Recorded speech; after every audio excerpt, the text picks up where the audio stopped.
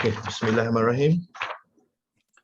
Assalamualaikum warahmatullahi wabarakatuh and very good morning to all. Welcome to the second PBS-MAICSA Colloquium on Corporate Governance, where we will share our PBS MBA in Corporate Governance students' research findings on the latest corporate governance issues. This colloquium is held twice a year, and the first one was conducted on the 27th December 2020 via Zoom platform.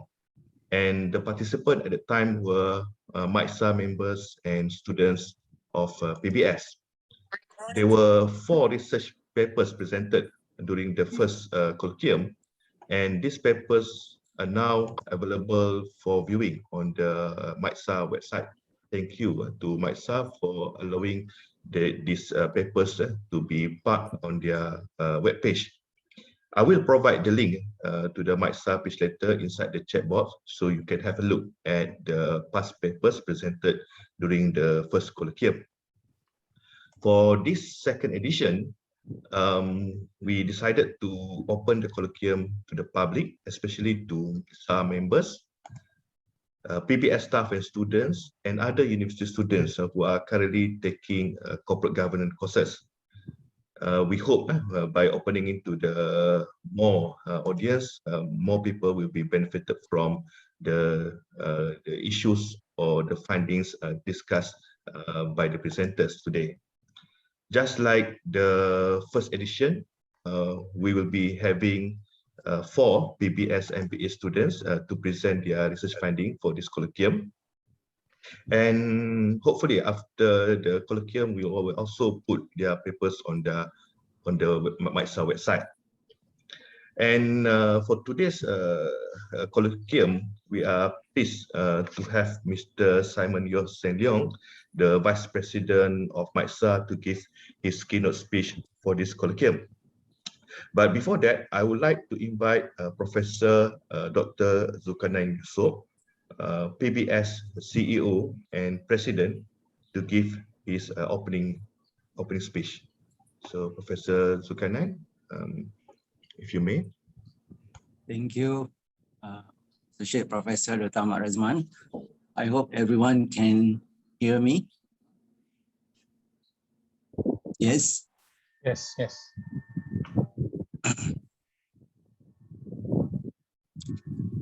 Okay. Bismillahirrahmanirrahim. Assalamualaikum warahmatullahi wabarakatuh. And very good morning. Yang berbahagia Mr. Simon Yeo Seng Leong is the Deputy Chairman of MAICSA Education Committee. Of course, Dr. Ahmad Razman, lecturer and also coordinator for MBA Corporate Governance. I can also see some lecturers there joining this second PBS-MAICSA Colloquium on Corporate Governance. I can see Professor Dr. Zubaida, and I believe Prof. Wam is also here, yeah, and others. And also I would like to congratulate the committee for organizing the second PBS-MAICSA Colloquium on Corporate Governance. All MBA students, especially MBA Corporate Governance, and probably there are also MBA students from other specialization. Congratulations to committee members, and congratulations to students who will be presenting the case study on corporate governance. Yeah, they are finding, especially from the project paper, I believe. Yeah, ladies and gentlemen, actually PBS and MAICSA, we have been working together in the same goal and spirit.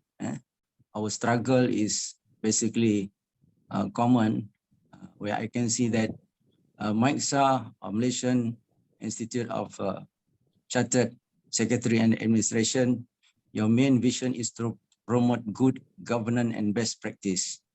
And PBS is home to human governance. Our mission is to produce the responsible students who are ensuring the practice of the corporates and the organization comply with the good governance and best practices. And in fact,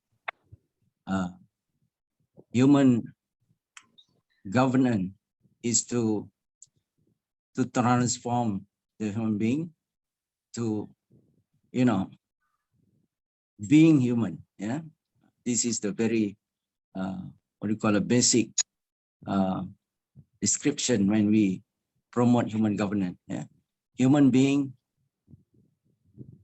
is one thing, but to transform the human being to become a person who is really human is a challenge.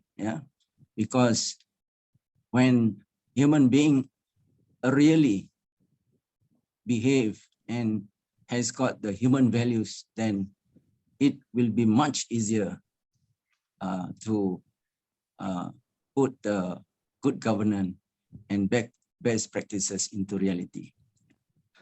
So with that, I think I will just I'm going to be passing this floor back to Dr. Ahmad Razman. And once again, I would like to congratulate everyone. Thank you very much, Mr. Simon, for sharing your experience, your expertise with our student. And I'm very sorry because I have another meeting at 9:15. So I will stay here until 9:15 and I'll have to go. So thank you very much, and congratulations to all, and all the best to the presenters, and have a nice day. Assalamualaikum warahmatullahi wabarakatuh. Thank you, Professor Dr. Zulkarnain. And before I invite Mr. Simon to give his keynote speech, I would like to give a little bit of introduction on Mr. Simon, if I may. And okay, Mr. Simon Yeo Sen Leong is currently the Vice President of MAICSA and was elected to the position in October 2020. Mr. Simon was first elected to the MAICSA Council in June 2012 and served as a council member until June 2018. He was re-elected as a council member in June 2019, and he previously served as Honorary Secretary of MAICSA. Currently, he is also the Chairman of the Training Committee and Deputy Chairman of the Conference Organizing Committee for 2020 and 21, as well as Education Committee and also Taxation Committee of MAICSA. A very busy man. He is also currently one of the Institute representatives on the Corporate Practice Consultative Forum, CPCF Accounting and Audit Subcommittee set up by the Companies Commission of Malaysia. He's a fellow member of the Chartered Tax Institute of Malaysia, CTIM, fellow member of the UK Institute of Chartered Secretaries and Administrators, now known as Chartered Governance Institute, UK and Ireland, a fellow member of the Malaysian Institute of Chartered Secretary and Administrators, MAICSA, fellow Chartered Governance Professional with MAICSA, an associate member of the Malaysian Institute of Management, and he's also an approved tax agent with the Ministry of Finance Malaysia and a chartered tax practitioner. Currently, he is also a trustee of the Malaysian Tax Research Foundation. His professional experience spans a period of more than 30 years in taxation, and he started his career with two globally renowned leading international professional firms, PwC and Ernst & Young. Simon also was a former partner of Ernst & Young Tax Consultants, Berhad, and has had a considerable experiences in all aspects of business tax consultancy, which was complemented by a myriad of leadership roles. So without much further ado, I would like to invite Mr. Simon Yeo Sen Leong, the Vice President of MAICSA, to give his keynote speech. Mr. Simon. Thank you. Thank you. Yang berbahagia, Professor Dr. Zulkarnain Yusof, CEO and President of Putra Business School, Professor Dr. Hwang Hwan Tat, PBS Director of Non-Thesis Based Program, Associate Professor Dr. Ahmad Rasman Abdul Latif, Program Coordinator for MBA in Corporate Governance. Distinguished guests, participants, ladies and gentlemen, a very good morning to everyone. I'm sure some of you have got up earlier to watch the Scotland and England game. So I hope today you should be able to concentrate to the session. Now, nonetheless, on behalf of the Malaysian Institute of Chartered Secretaries and Administrators and Putra Business School, I would like to extend a warm welcome to all of you to the MAICSA PBS Colloquium 2021. I would like to thank Putra Business School for inviting MAICSA to officiate this colloquium and to deliver this keynote address this morning. Distinguished guests and participants, MAICSA has been in existence in Malaysia for 62 years and has about 4,200 members and 1,005 students on the register. The Institute has developed strategic alliances with various institutions of higher learning in an attempt to strengthen educational ties to promote the Chartered Governance Qualifying Program. Now, the Institute has so far signed an agreement with a total of 5 public and private universities to conduct the collaborative master's degree program that awards a dual qualifications on successful completion. Now, it is indeed heartening to note that Putra Business School was the first public university in Malaysia to collaborate with the Institute and had so far produced 110 graduates who had been admitted as graduates of MAICSA. We hope to see many more students taking advantage of this opportunity to obtain a professional qualification simultaneously with their master's degree qualification. Now, I believe that this ongoing effort, Putra Business and MAICSA have contributed greatly towards a better content and participation of trained governance professionals in the business and corporate environment, be it at the national or international level. Our strategic partners in the corporate sectors, many of whom are corporations listed in Bursa Malaysia, have constantly highlighted to us that MAICSA members are the employees of choice to fill up vacancies in the corporate secretary departments or even in the governance or integrity or internal audit divisions. We at MAICSA believe that it is our privilege and responsibility to equip the future generation of professionals who will one day be competent leaders. Ladies and gentlemen, MAICSA members are awarded with a dual designations, that is the Chartered Secretaries, CS, or Chartered Governance Professional, CGP. These members serve as governance professionals in organizations under various titles such as directors, chief executives, advisors, company secretaries, governance officers, and executives. Chartered secretaries as governance professionals lead and advisors on the best practices in governance, risk management, and compliance. They champion the compliance framework for safeguard organizational integrity. They also promote and act as a sounding board on standards of ethical and corporate behavior and balances the interests of the board or governing body, management, and other stakeholders. Therefore, Chartered Secretaries as governance professionals have a significant impact on the level and quality of corporate governance and governance culture within an organization, and a pivotal role in assisting the board to achieve the organizational vision and strategy. Now, on a side note, and from an international perspective, I would like to update you that the UK Institute of Chartered Secretaries and Administrators, known as ICSA, is now known as Chartered Governance Institute, UK and Ireland. Ladies and gentlemen, as you are aware, current legal forms undertaken by the government has emphasizes on the internal controls, corporate governance and corporate responsibility in providing flexibility to manage affairs of the company, facilitate compliance requirements and procedures, and reducing cost for starting a business. A good corporate governance is all about management of risks, and its central role is on gaining long-term success and sustainability of businesses.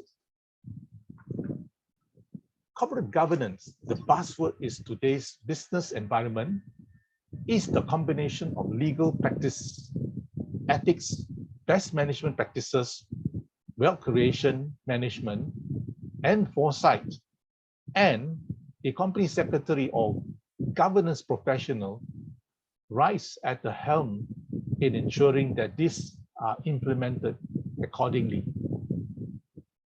Distinguished guests, ladies and gentlemen, the role of a company secretary has evolved, and with the amendments of the Malaysian Code on Corporate Governance, high recognition has been accorded to company secretaries where they are no longer advising on administrative matters, but advising boards of directors on governance matters. The company secretary, through the chairman, plays an integral role in maintaining good governance by helping the board and its committees to function effectively in accordance with their terms of reference and best practices. A company secretary must therefore understand the function of this relationship and its place in the overall corporate governance ecosystem. Ladies and gentlemen, the paramount role of a company secretary in the modern day board operations has led in many instances of a company secretary be referred as the chief governance officer. They no longer deal in presenting facts and leave it to the CEO to make a judgment, but instead, the company secretary as chief governance officer now interprets reports and the entity data, examines organization charts, and presents critical analysis to the boardroom. Holding this unique position between the board, the management team, and the shareholders, the company secretary as chief governance officer has to ensure that these voices come together in the boardroom and beyond. They are expected to bring clarity, simplicity, transparency to the board agenda, communications, and reporting. Enhance the responsibility of the corporate secretary to ensure that regulatory changes and the complexity of strategy discussions are handled in a timely, efficient, and transparent manner, and that all shareholders not only are aware of what's going on, but also that all statutory requirements and deadlines are met efficiently.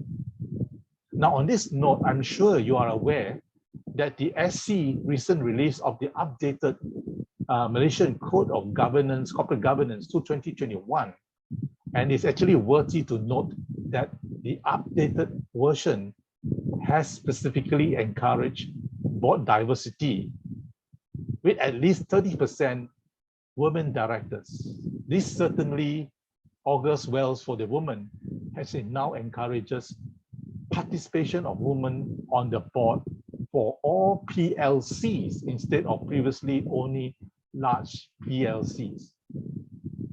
Now, on another note, due to the disruption of this COVID pandemic as well as climate change around the world, this obviously brings about emerging new challenges and complex risks. Now, given these situations, as governance professionals or those involved in governance matters, there is now therefore an inevitable need to adapt and find ways to manage such risk and transformation. Now, from my perspective, this requires robust strategies and the need to think ahead in managing this challenging risk environment.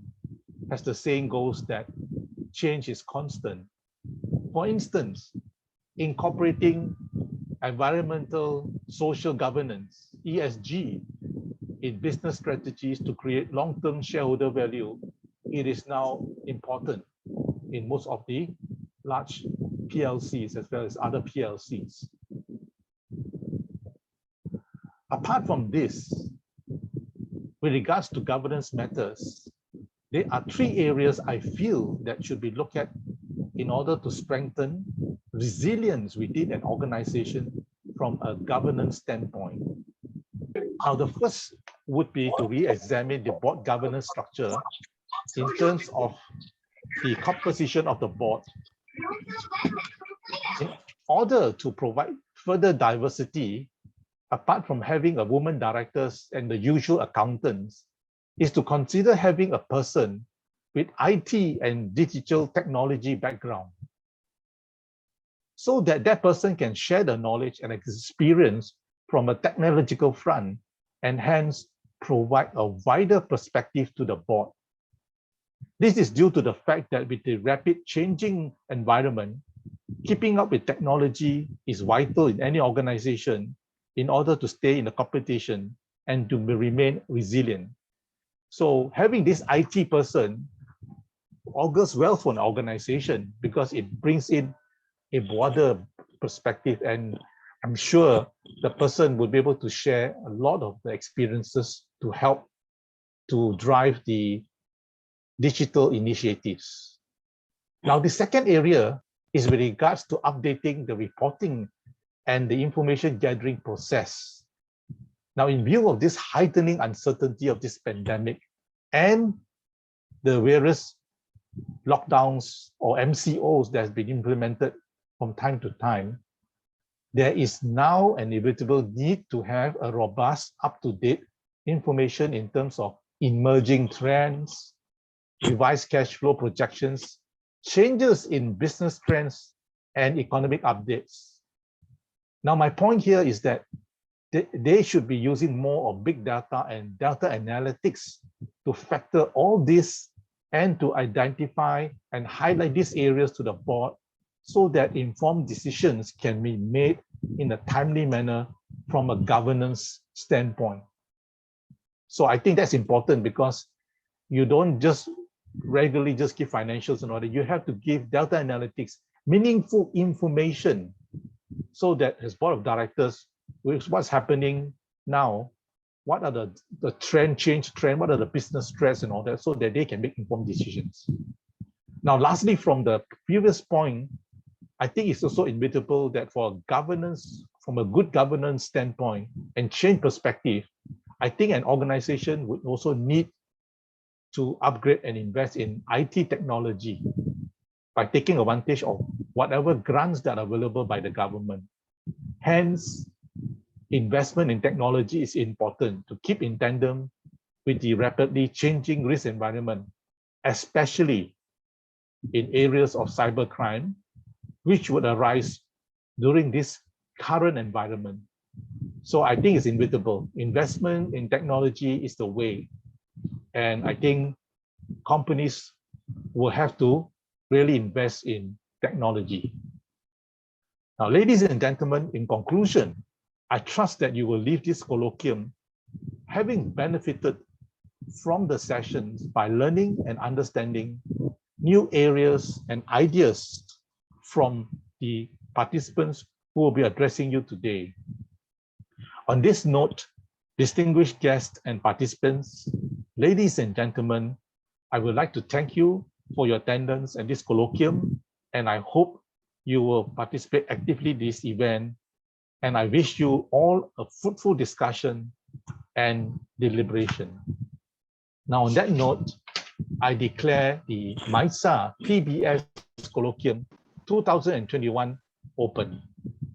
I just as Dr. Sugaya, I would probably leave in another 15 minutes for another meeting, but I'm sure that you will have enjoy the sessions today. Thank you. Thank you, Mr. Simon. We are now ready to begin our colloquium.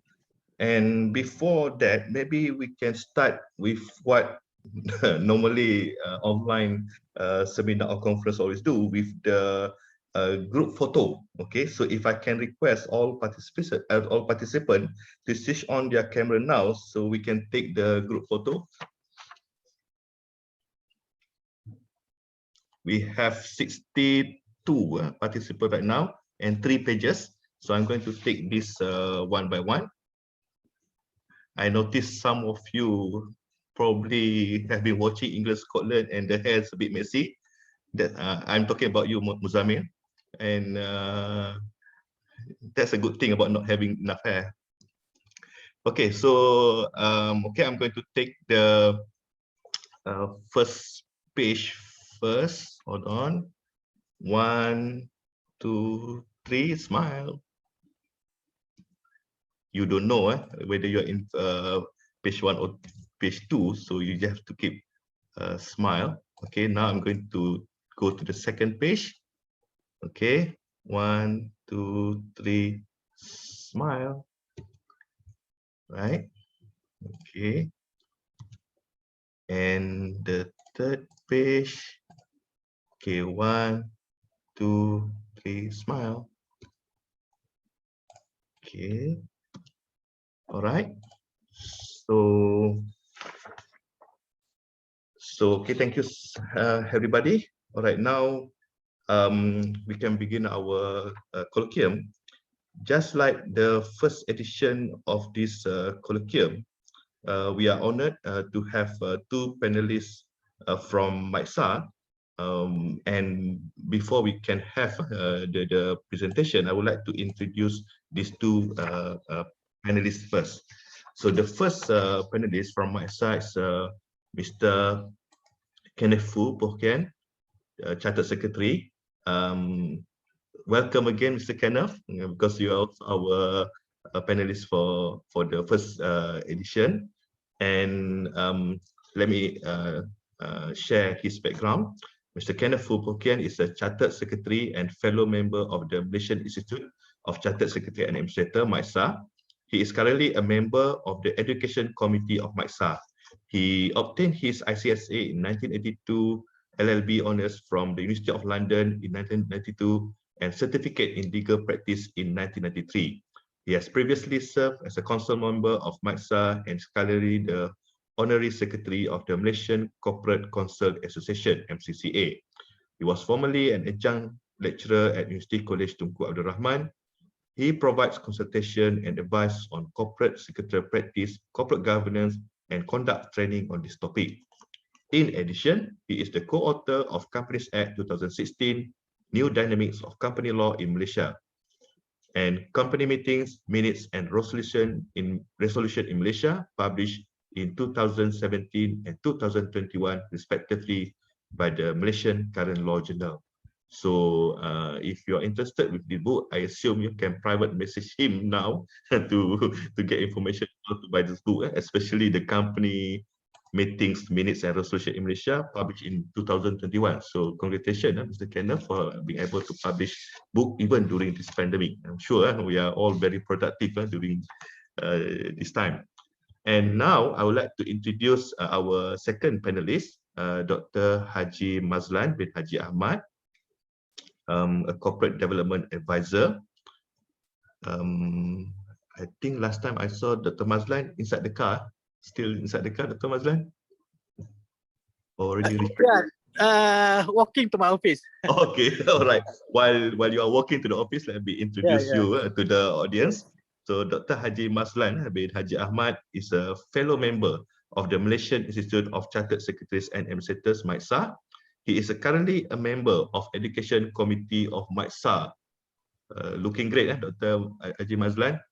He obtained his ICSA in 1995 DBA from Warsaw Management University in 2019, and MBA from University of Georgia in 2017. He is the founder of MAICSA Group of companies, which operate in few countries, including China, Hong Kong, and others. He has vast experience and exposure as business founder, executive chairman, group managing director, executive director, member of board of director, advisor, managing partner for various industries, such as commercial banking and finance, Islamic social finance, offshore financial products and services, fintech, company secretaries for Malaysia, and offshore trust services, manufacturing, construction and development, agriculture, F&B, and wholesale for hotel product and services. He has over 20 years of working experience also in Bank Negara Malaysia. All right.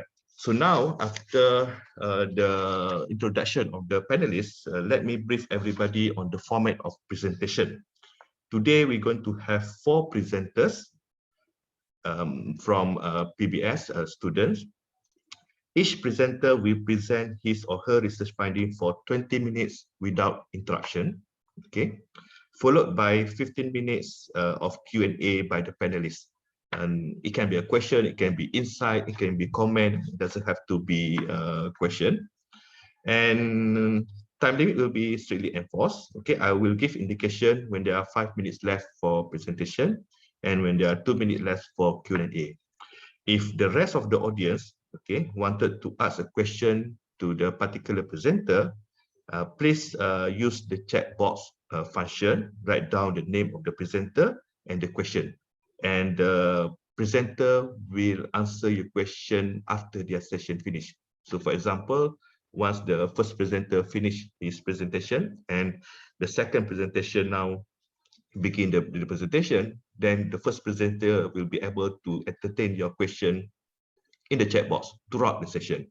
Okay, so feel free to ask a question to any presenters throughout the session until 12 o'clock. The presenter will remain until the end to entertain a question from the audience. But during the presentation, that 15 minutes will be allocated to answer a question or a comment from the 2 panelists. Okay, so I think we can begin now. The time is 9:33. We are supposed to begin by 9:30, but it's okay. We can adjust accordingly. So let's begin with the first presentation. I will introduce the first presenter first, his profile. So the first presenter is Mr. Zabri Yaakob. I call him YB. Yang berhormat ataupun yang YB stand for what, Zabri? Yang berkhidmat. Oh, yang berkhidmat. Okay. I thought it's a YB yang berhormat. And the reason why I call him YB, you will know later during his presentation. Okay, Mr. Zabri is the Principal Assistant Director at Public Service Department from June 2020 until now. He is also the Chairman of Cooperative of Jaya Maju Kelantan Berhad from 2017 until now. And he has various working experiences in many ministries and agencies, such as Malaysia Cooperative Society Commission of Malaysia, SKM, Community Development Department, KEMAS, Ministry of Rural Development, Prime Minister Department, and Ministry of Domestic Trade and Consumers Affairs, KPDN, SCP. Okay, so without much further ado, the screen is yours. You may begin now. It's 9:35. Thank you.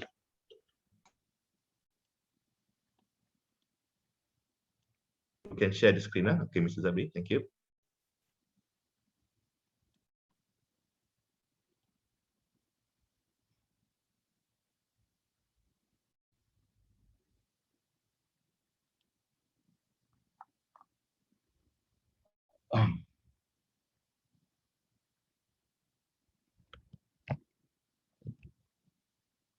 Nampak kan, Doktor? Yes. Nampak kan? Okay. Nampak. Assalamualaikum warahmatullahi wabarakatuh. And very good morning. I thought mine is on the second. thank the presenter. But anyhow, I will present. And first and foremost, thank you very much to PBS, especially Dr. Razman, for this very wonderful program that gives me the opportunity to present my project paper. I wait about 1 year to present my project paper.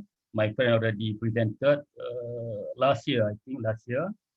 And before I begin my presentation, I want to welcome Yang Berusaha Mr. Simon Yostanion, Deputy Chairman of MAICSA Education Committee, and also to all PBS lecturer, ladies and gentlemen. So my project paper is about moderating effect of chairman characteristics on the relationship between board composition and firm performance. I graduated last year in 2020, and then I have report to Public Service Department. I thought I was stationed at Ministry of Finance, but Public Service Department want me in PSD, so I just accept. Basically, if you have a master in corporate governance,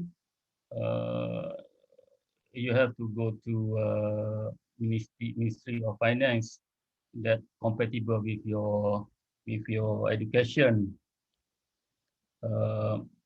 So my topic is about moderating effect of chairman characteristic on the relationship between board composition and performance that I informed just now. So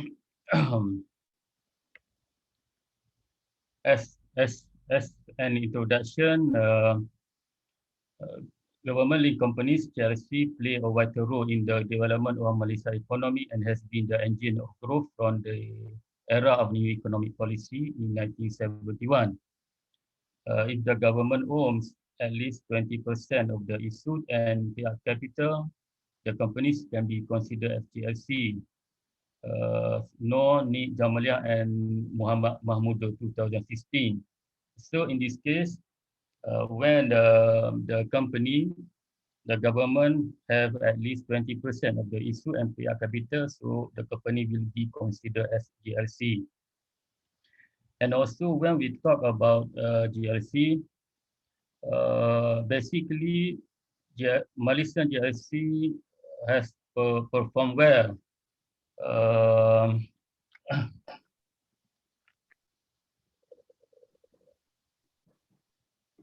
Whereby according to Sulaiman 2018, Tansir Sulaiman Mahmud, he said that over the years, many GLC have done rather impressively despite a few hiccups from the international economic crisis. The GLC have improved. Many GLC have done rather impressively despite a few hiccups from the international economic crisis. The GLC have improved their asset value and earnings, which is beneficial for the government. So according to Tansir Sulaiman Mahmud in 2018, Malaysian GLC is performed well. Instead, at that time, GLC have to face many crises, economic crises, whether nationally or internationally. And I would say that if we compare to the Singapore, GLC in Singapore, we can see that GLC in Singapore also has done very impressively. That if we look at the Singapore, the famous GLC is Temasek Holding. That this Temasek Holding has a bit higher valuation than those of non-GLC in Singapore. And when I go through the previous research, I found that the Temasek product in Singapore have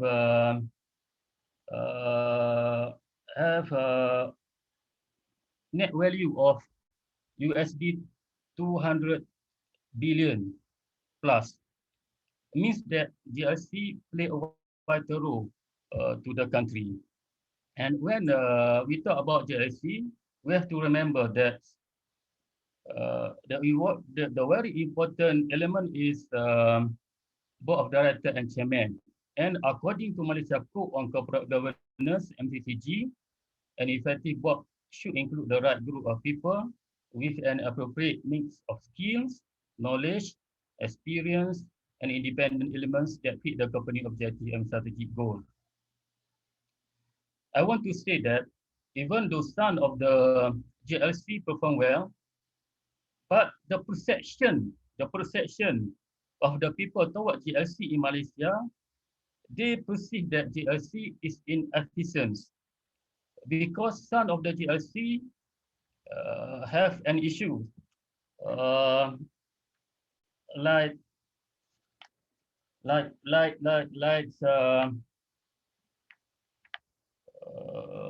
FGV, Malaysian Airline Berhad, Lembaga Tabung Haji, One Malaysia Development Berhad, One MBB, and many others. For instance, Sulaiman 2019, that I refer to the Tan Sri Sulaiman Mahmud in 2018. He explained that half of the Khazanah Nasional Berhad, around 7.3 billion in payments, were incurred in sustaining mass. Furthermore, Jayan 2018 stated that former Malaysia Prime Minister Dr. Mahathir Mohamad has said GLC has lost track of their original function. In addition, according to Note et al. 2016, GLC have labeled as underperforming due to dua objectives, namely to create profit and fulfill social obligations.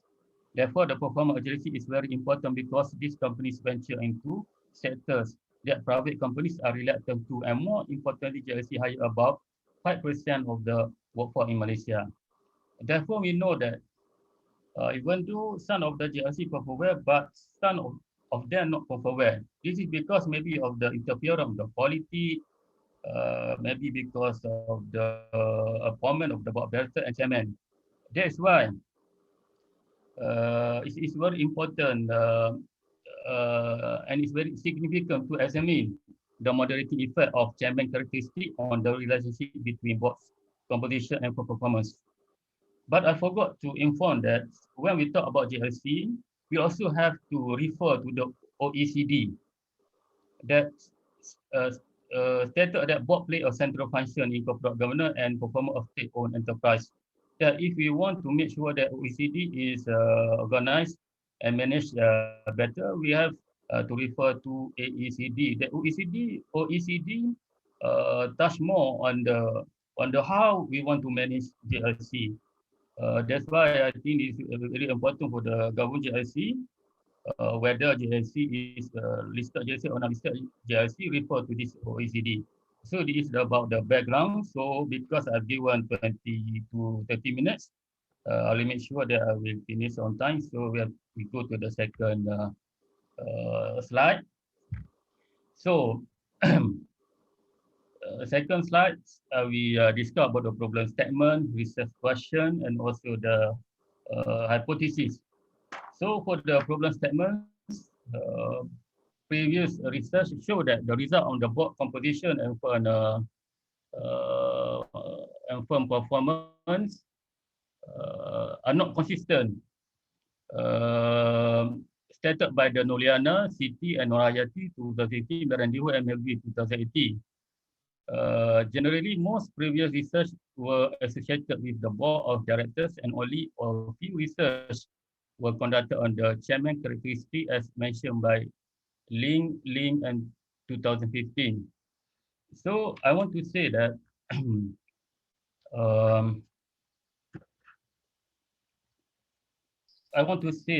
different results was found in the previous study relating to the board composition for performance, relating to the chairman characteristic and for performance, and also the study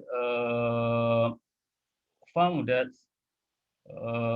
larger board size contribute to greater financial risk and be harmful to performance. And the other study mentioned that larger board size is good for the GLC. Therefore, the previous research the previous research finding is not consistent. Some of the research say that good, some of the research say not good. Especially that I see just now is about the board of directors, uh, small and larger board of small and the larger board of directors. And for your information, government have done so many in order to make sure that JLC is performed well. Anyhow, the performance of JLC is still unsatisfactory. I give an example. That government have introduced the statutory bodies, such as statutory bodies, Strategic Management Division of the Ministry of Finance, Putrajaya Committee on GLC High Performance, Securities Commission, Companies Commission, and yet, even though government have established many statutory bodies, and yet the GLC is still unsatisfactory. One possibility is that the roots of the problem, such as the appointment of the right people as chairman and appropriate board composition, have yet to be addressed. So, in order to address the problem statements, the study focus on chairman characteristics to fill in the gap of past research. So, we see that the problem statement is one because of the inconsistency of the finding of the past research. And the second, even though the government have done many things, many effort to make sure that this JLC perform, but yet is still unsatisfactory. That's why this study is very important to fill in the gap of past research. Okay, we go to the research questions. So first, what is the effect of board size on performance? Two, what is the effect of independent directors on performance? What is the effect of women board on performance? What is the moderating effect of chairman characteristic on the relationship between board size and performance? Fifth, what is the moderating effect of chairman characteristic on the relationship between dependent director and performance? Sixth, what is the moderating effect of chairman characteristic on the relationship between women board and performance? So for the hypothesis, we have created 6 hypotheses based on the research questions. Hypothesis 1 is about there is a significant relationship between board size and performance. Hypothesis 2 is about there is a significant relationship between independent directors and performance. H3, there is a significant relationship between women board and performance. H4, chairman characteristic moderate the positive relationship between board size and performance. Hypothesis 5, chairman characteristic moderate the positive relationship between independent directors and performance. Hypothesis 6, chairman characteristic moderate the positive relationship between women board and performance. So we have the research question, we have the hypothesis. So where we go to the next slide. So this is the theoretical framework.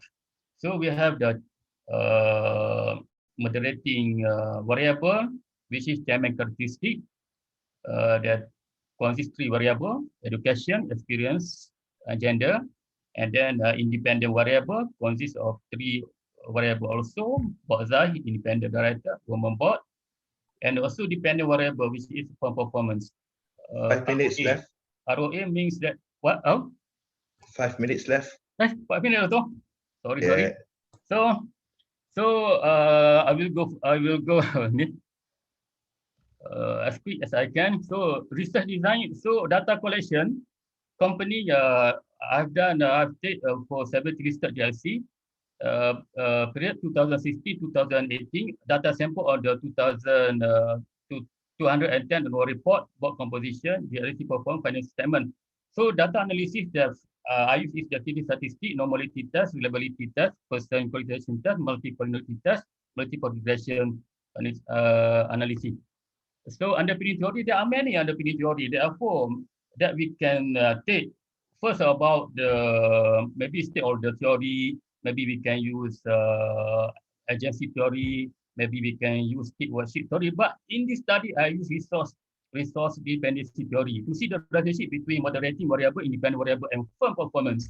In a nutshell, the theory can explain the relationship between chairman characteristic, board composition, and firm performance. So empirical study, you can see in the slide, ROA, the equation ROA, B beta, O plus B1, and you can see in the slide. Okay, analysis and finding. So the clinical statistic, so there are 7 for the clinical statistic that you can see in the slide. So I found that ROA GLC is 0.3%. It ranges from negative 24.0% to 30.5%.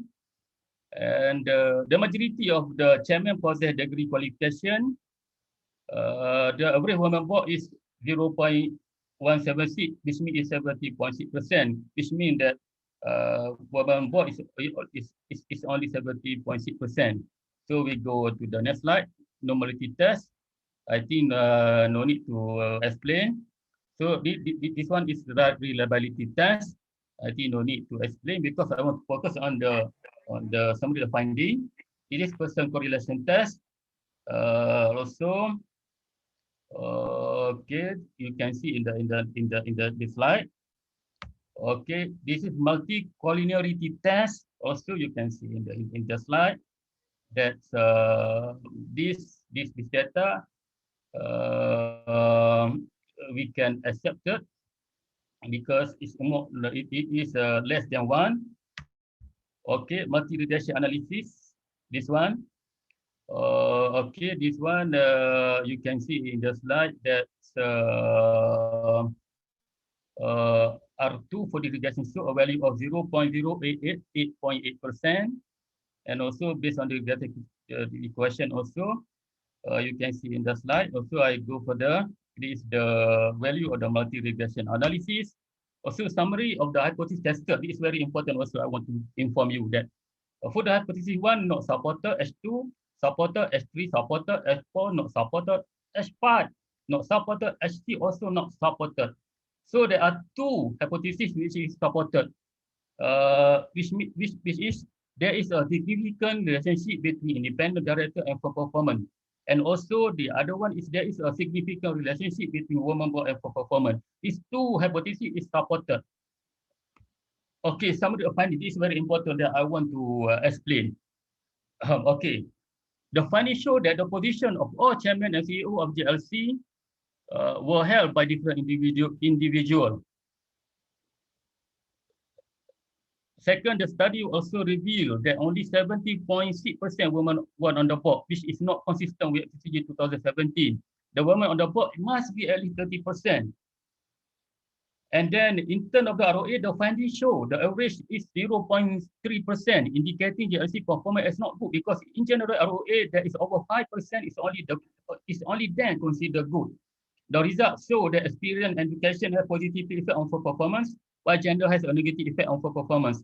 The result also show that board size has a positive effect on performance. The average board size was about 9, which implied that GLC in Malaysia has larger board size, supporting the result of a study by Noriana et al. 2018. So this finding also highlighted that the larger board size does better in terms of GLC performance, and this was consistent with the resource dependency theory. So the result revealed that independent data have a negative relationship with firm performance, but statistically significant to explain ROA of GLC performance. And the finding highlighted that by having a large number of dependent directors on the board will not necessarily influence GLC performance, and it was inconsistent with the resource dependency theory. And also, I want to tell you that women board have positive relationship with GLC performance and statistically significant to explain ROA of GLC performance. And lastly, the result revealed that gender cannot moderate all the board composition of board size, independent directors, and women board to increase GLC performance. So I go for the limitation of my study. So first, this research study the listed GLC. Therefore, it would also be interesting to study and compare other institutional settings, such as non-listed GLC in Malaysia. So non-listed GLC is very difficult, very hard to get the information. That's why most of the researchers concentrate on the listed GLC because the data is very easy to obtain that we can get from the Bursa Malaysia website. Second, the data collected from the financial report can be biased and did not reflect the actual situation of GLC as it dependent on the reporting style and intention of GLC. The third, the variable used to test the moderate effect of fund performance and the relationship between chairman characteristic and book composition may not be exhaustive enough compared to other literature. Okay, lastly, suggestion for the future research. First, it is recommended to study and compare non-listed GLC because none of the study in Malaysia was conducted on non-listed GLC. So for the student, for my friend that want to make project paper, so I suggest if you can make, you can concentrate on the non-listed GLC. The second, future research are advised to lengthen the period of sample size by using 5 or more years of data. Third, the moderating variable of chairman characteristic may choose to include tenure, age, and political connectivity to achieve better result. For the study measure fund performance using ROA. So other thing as the measurement, as the proxy for your performance, to measure performance, you can use other than others. Then ROA, such as like you can use ROE, economic value added, return of investment, earning per share, profit measure, and etc. The future study may include other independent variables such as non-executive director, foreign director, the number of meetings per year conducted. Finally, by taking all the considerations suggested, future studies should stress again on the finding of the negative relationship between independent directors and ROE because it's not consistent with the resource dependency theory. So I want to inform all the audience again that that if we talk about independent directors, in our mind, independent directors will give a positive impact to the GLC, but in my study, it is not. If independent directors that I found in my study didn't give any positive impact to the GLC, means that the larger the independent directors will not give a positive impact to the GLC. And this is inconsistent with the resource dependency theory.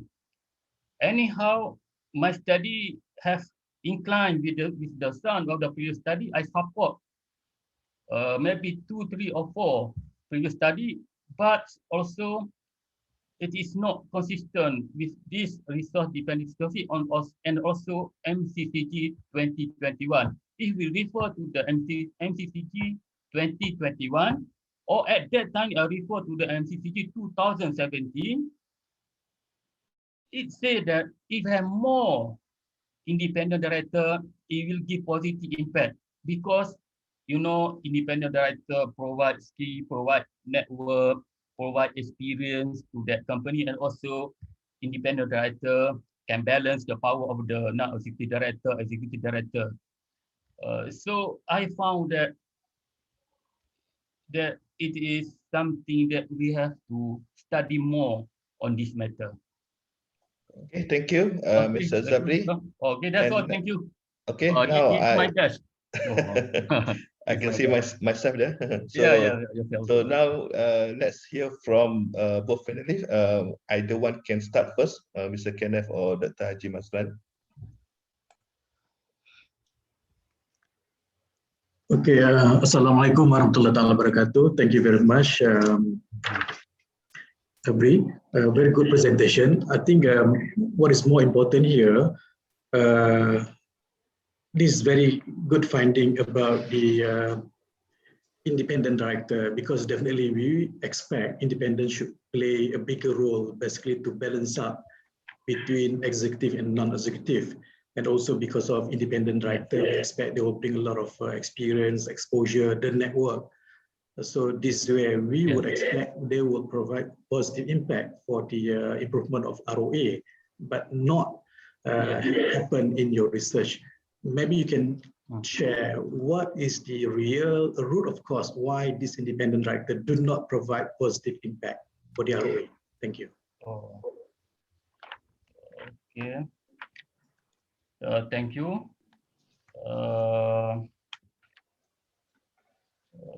Okay.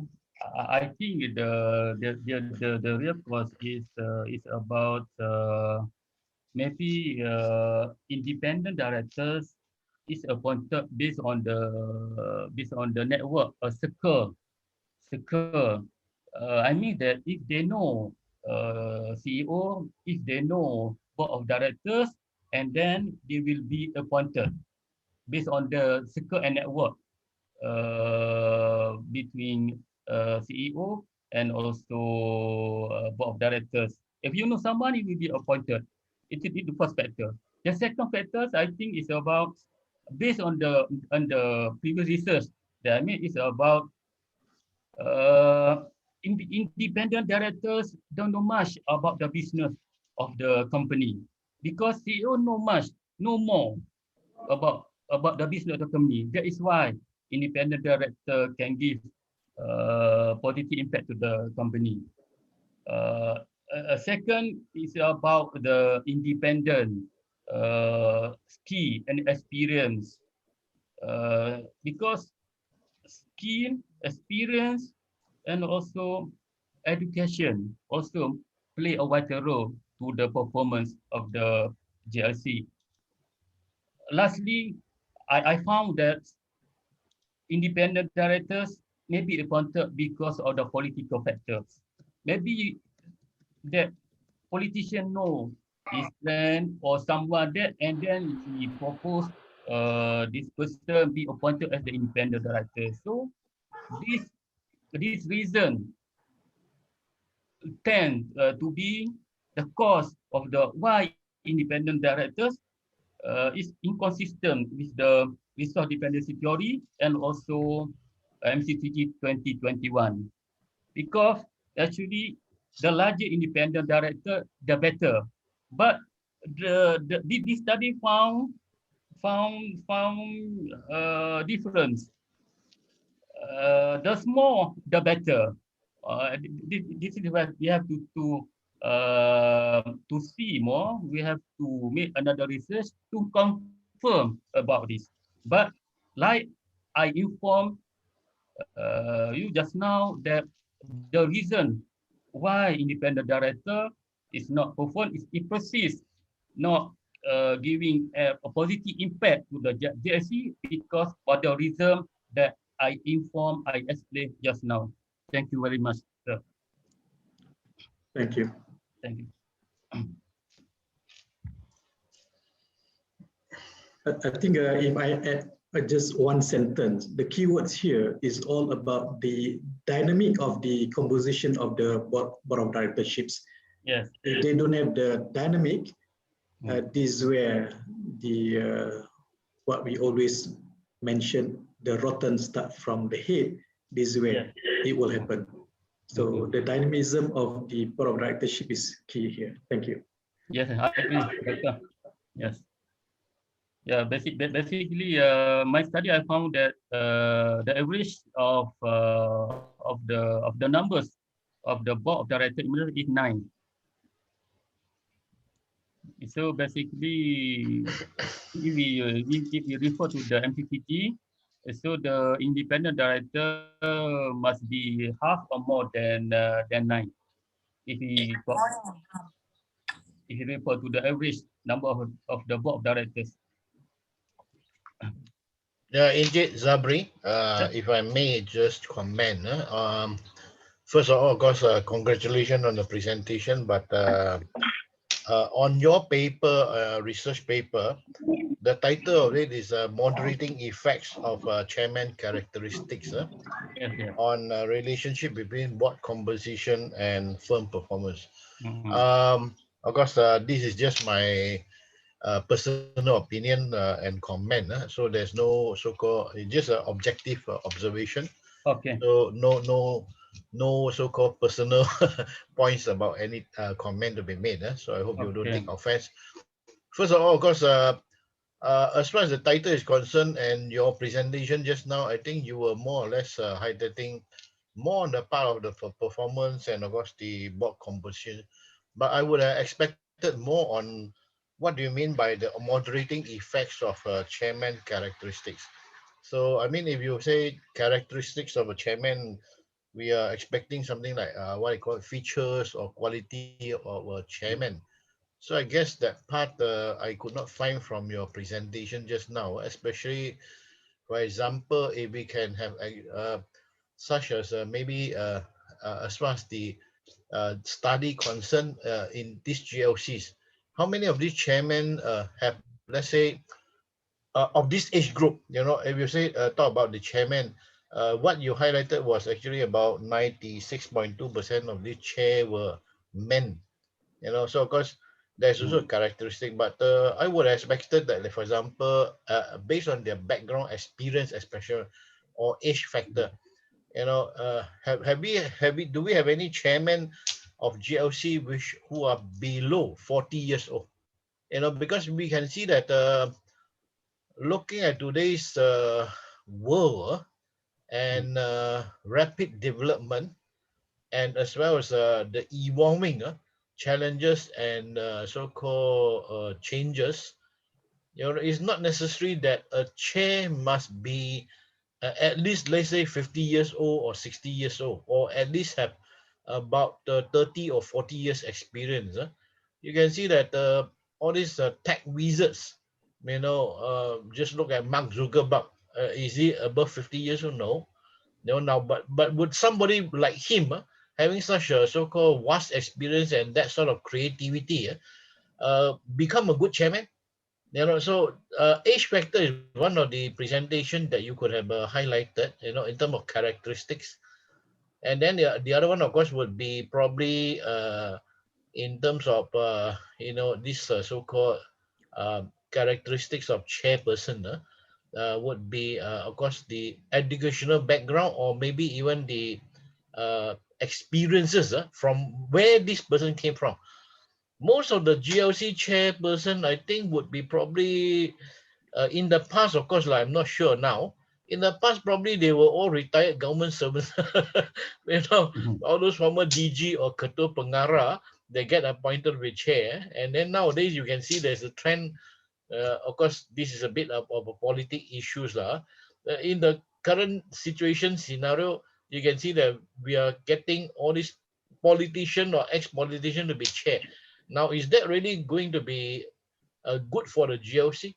So at the end of the day, you can see that if the chair does not have that sort of characteristics, how can he moderate the board's performance at the same time, lead the board in providing this sort of proper oversight of the management? And as you rightly pointed out, it basically, in any organization, the CEO and the management, they are running the show. But what is the board's role? Well, the board, at the end of the day, as the Code of Corporate Governance highlight, is about the oversight, ensuring that the internal controls, checks and balances are in place, so that they are not being misled by all this management's presentation or proposal. Now, so this is where the chair really has a very, very important role. So as your paper, I mean, I like your title, the topic, the presentation, the moderating effect of chairman characteristics. Now, this is not something that we can normally found to be done. A lot of people will be concentrating really on maybe a relationship between independent director and board performance, or board or firm performance. But you have really chosen a very apt topic on chairman characteristic, which especially now is quite relevant. So, but that's just my personal comment. So anyway, congratulations on your presentation and your findings. It really serves as a really good so-called study as well. And I like your part about future research. It really give a lot of room for thought for other parties, or even for yourself to expand further. Yeah. Thank you so much. Okay. Okay, thank you both panelists and Mr. Zabri. If you can Okay. stop the sharing. Oh, stop ni. Okay. So Mr. So I Zabri, cannot make any comment on that. Mr. Zabri, there are few questions in the chat box.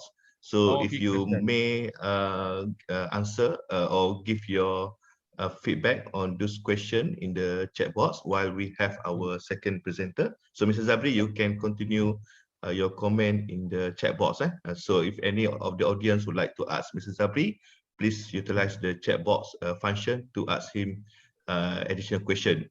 Make sure he is busy until the end of the colloquium, until 12 o'clock. Okay, now I would like to invite Mrs. Juliana Jamaluddin as our second presenter. Mr. Zabri, can you stop your screen sharing? Okay, wait a minute. Okay, where is it to start? Okay, small. Okay, wait a minute. Okay, wait. Okay. Okay.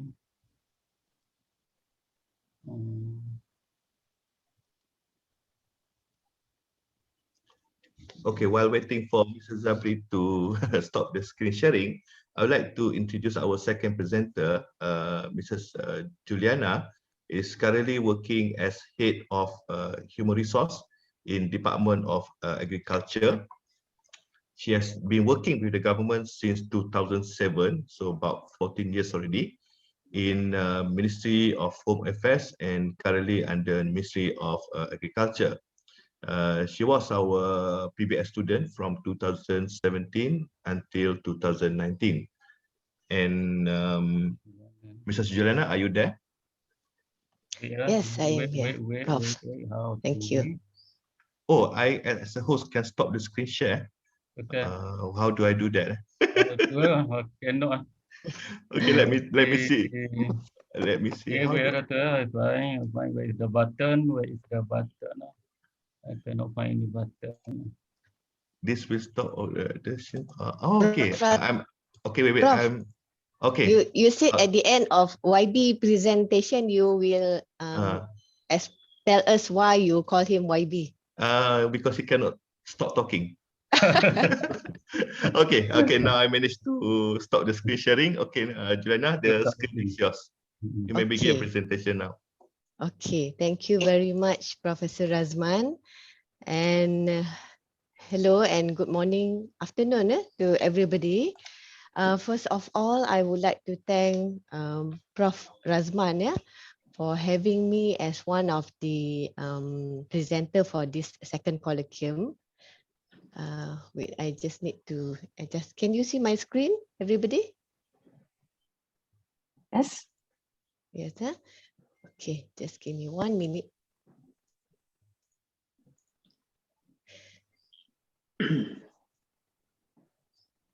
Okay. Good afternoon, Mr. Simon, but I think he already left the chat room.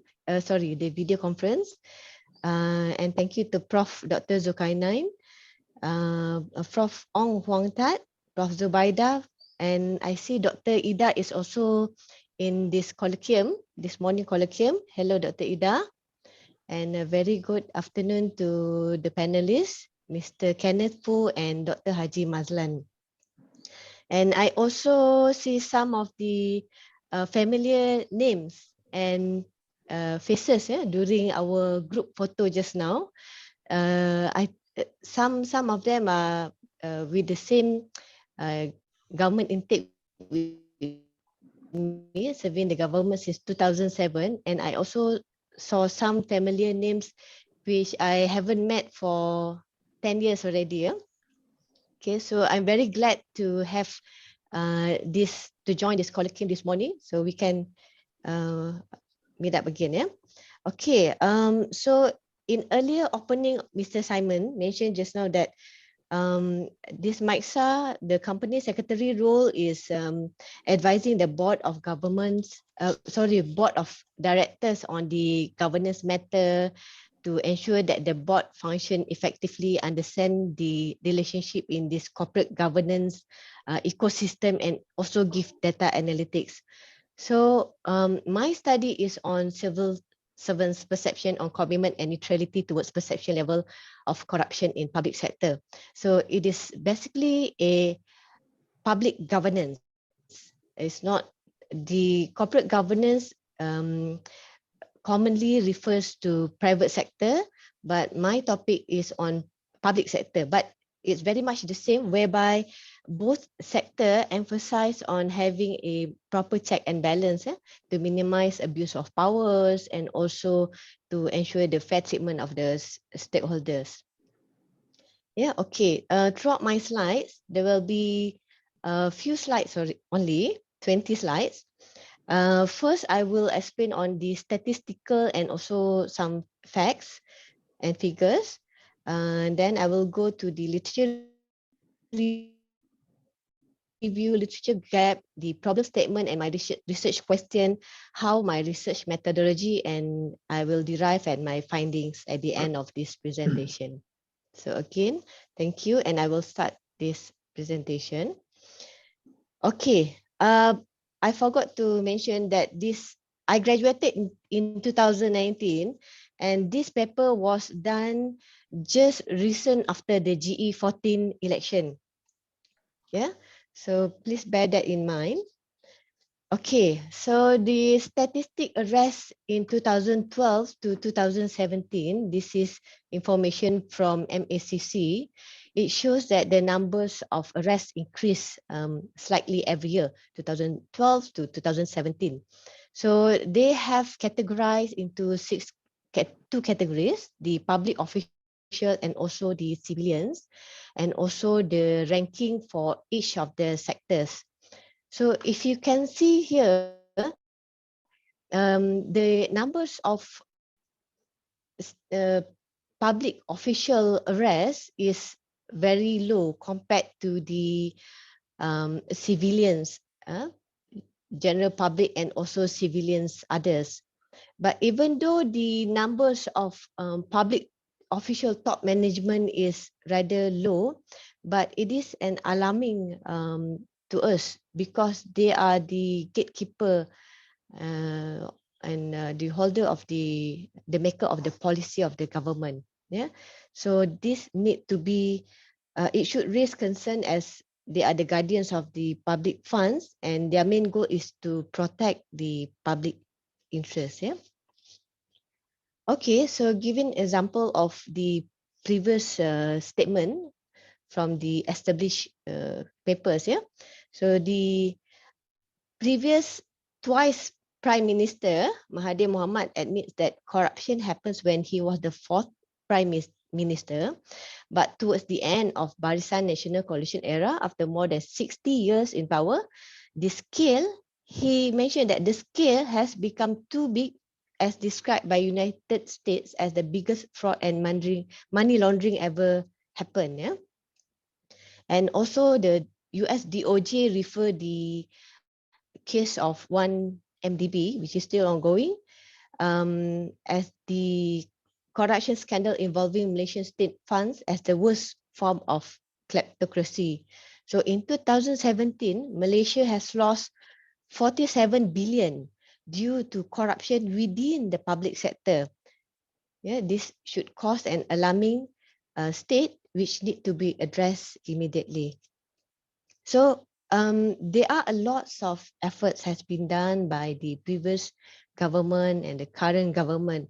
So as you can see on the slide, there are too many efforts in order to achieve high integrity in the government sector. There was the government transformation program, the ETP, the National Integrity Plan, and currently there is a National Anti-Corruption Plan, whereby I believe every ministries and agency has implemented, has their own framework of their own OACP, Organization Anti-Corruption Plan, and also a committee to execute those plans. Yeah. So, okay, what motivates me to have to do this paper and why it is relevant for me is to find answers to this long overdue embedded problem, why it is so difficult to minimize the corruption, yeah, and to fill in the gaps, because in the previous study, Khalid et al. 2016, he finds that Malaysian government needs to enhance the integrity system to achieve good governance, which have been emphasized by the government, like in the previous slides just now. But Malaysia's corruption perception index remains low, and we are at the second half of the top ranking. Yeah. So if you can see from the slides here, this is the comparison within the ASEAN countries. In 2016, we are at third rank, but globally we are at rank 55. 1 is good, 100 is bad. So we are getting worse in 2017, whereby we are on 62, ranking in 62. But in 2018, 2019 shows a better improvement of ranking, Malaysia ranking in the CPI index. Yeah. Okay. Okay. So, okay, this for the current student, I'm sure some of you have been doing the first research method with previously I was with Dr. Devika. I'm not sure whether she still teach this research methodology in your final year study. But this is the initial framework of my study, whereby I would like to study on the dependent variables, the commitment and the political neutrality towards the relationship of public governance, specifically the corruption as the independent variables. So under the commitment, the research, Rapina said that there is a research shows that high level of employee commitment has positive impact on organization performance, including the productivity and efficiency, as well as better relationship with customers. And employees being part of the organization vision, which they understand the vision of the company, they are highly motivated and will intensify their efforts to contribute to the operations. But we have to understand to what extent should the commitment of the employees, to what extent of the commitment of the government employees toward their administrative and political master. Yeah. So civil servant needs to respond to both leaders and their policy preference, and also the wants and needs of the citizens. Yeah, and the public political neutrality is very important in civil servants in order to curb political abuse of office and question the efficacy of policy intervention, which minimize the waste of public resources in meeting the political goals. So, okay, but the literature gap, yeah, the concept of civil servant commitment and politically neutral are part of features in corporate governance. This has been stated by Godowska, Mulyadi et al. In 2012, which are applicable to either private or public sector. So, and proper assessment system, good governance practice, particularly ethics and integrity, is significant towards element of governance. So you see, there was no study mentioning on the civil servant commitment and also political neutrality, whether they have a relationship with corruptions. So this is my study all about, whether there is a perception of civil servant commitment and civil servant political neutrality towards their perception on corruptions. Okay, so I think I've covered this. So I'll just proceed to the research question. So my research question is, what is the civil servant perception of commitment towards the perception level of corruption in the public sector? And also, what is the civil servant perception of political neutrality towards perception level of corruptions in public sector? Yeah. Okay, the population and sampling of my research is within the civil servant governments, particularly in Putrajaya, and they are officer level, grade 41 and above. Yeah, because they are they work closely with the ministers and top management level, and also emphasizing on the policy making. So the sample size, according to Saunders, so we are at 1.4 million civil servants, excluding the uniform teachers and doctors. There are about 800 civil servants. So the sample size, according to Saunders, will be 383 civil servants. So my research approach is solely quantitative research, and it was collected using questionnaire, Likert scale questionnaire, both manually, hard copy, and also through Google form. So the variables are, dependence variable are the perception of commitment and perception of neutrality, and also the perception of corruption as the independent variables. Okay, so after distributing the questionnaire, prior to that, I did conduct a pilot test with a few of the government officials, and then I distributed to 800, almost 900 questionnaires to various ministries. Yeah, but the response rate is quite low, only 35%, which doesn't fully meet Saunders' guideline, but almost there, 35%, 316, I think should be okay. But only process 294 due to some errors in the return of the questionnaires. So from the 294 respondents that I've processed, half of them are male, and most of them are at the age range of 30 to in their 30s, and most of them are diplomatic and administrative scheme, and they are junior scheme 41 to 44. But nowadays the 41 and 44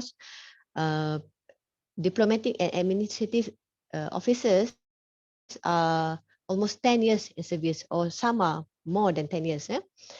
Okay, years of service, most of them are 11 to 15 years in service. Yeah. Okay, these are the demographic of my respondents. Okay, quite lengthy slides here.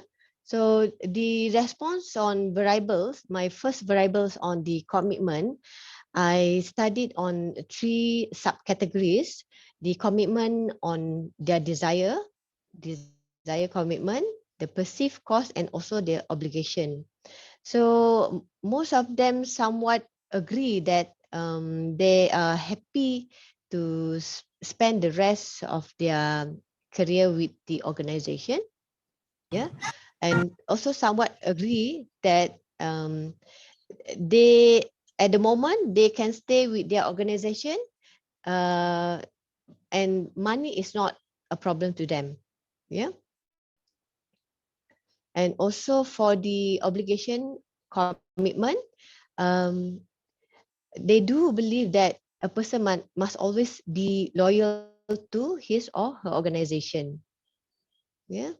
For the second variables, which is on the civil servant perception of neutrality, so they are somewhat agree that a formal provision for political neutrality on administrative matters is credible to enhance the public governance.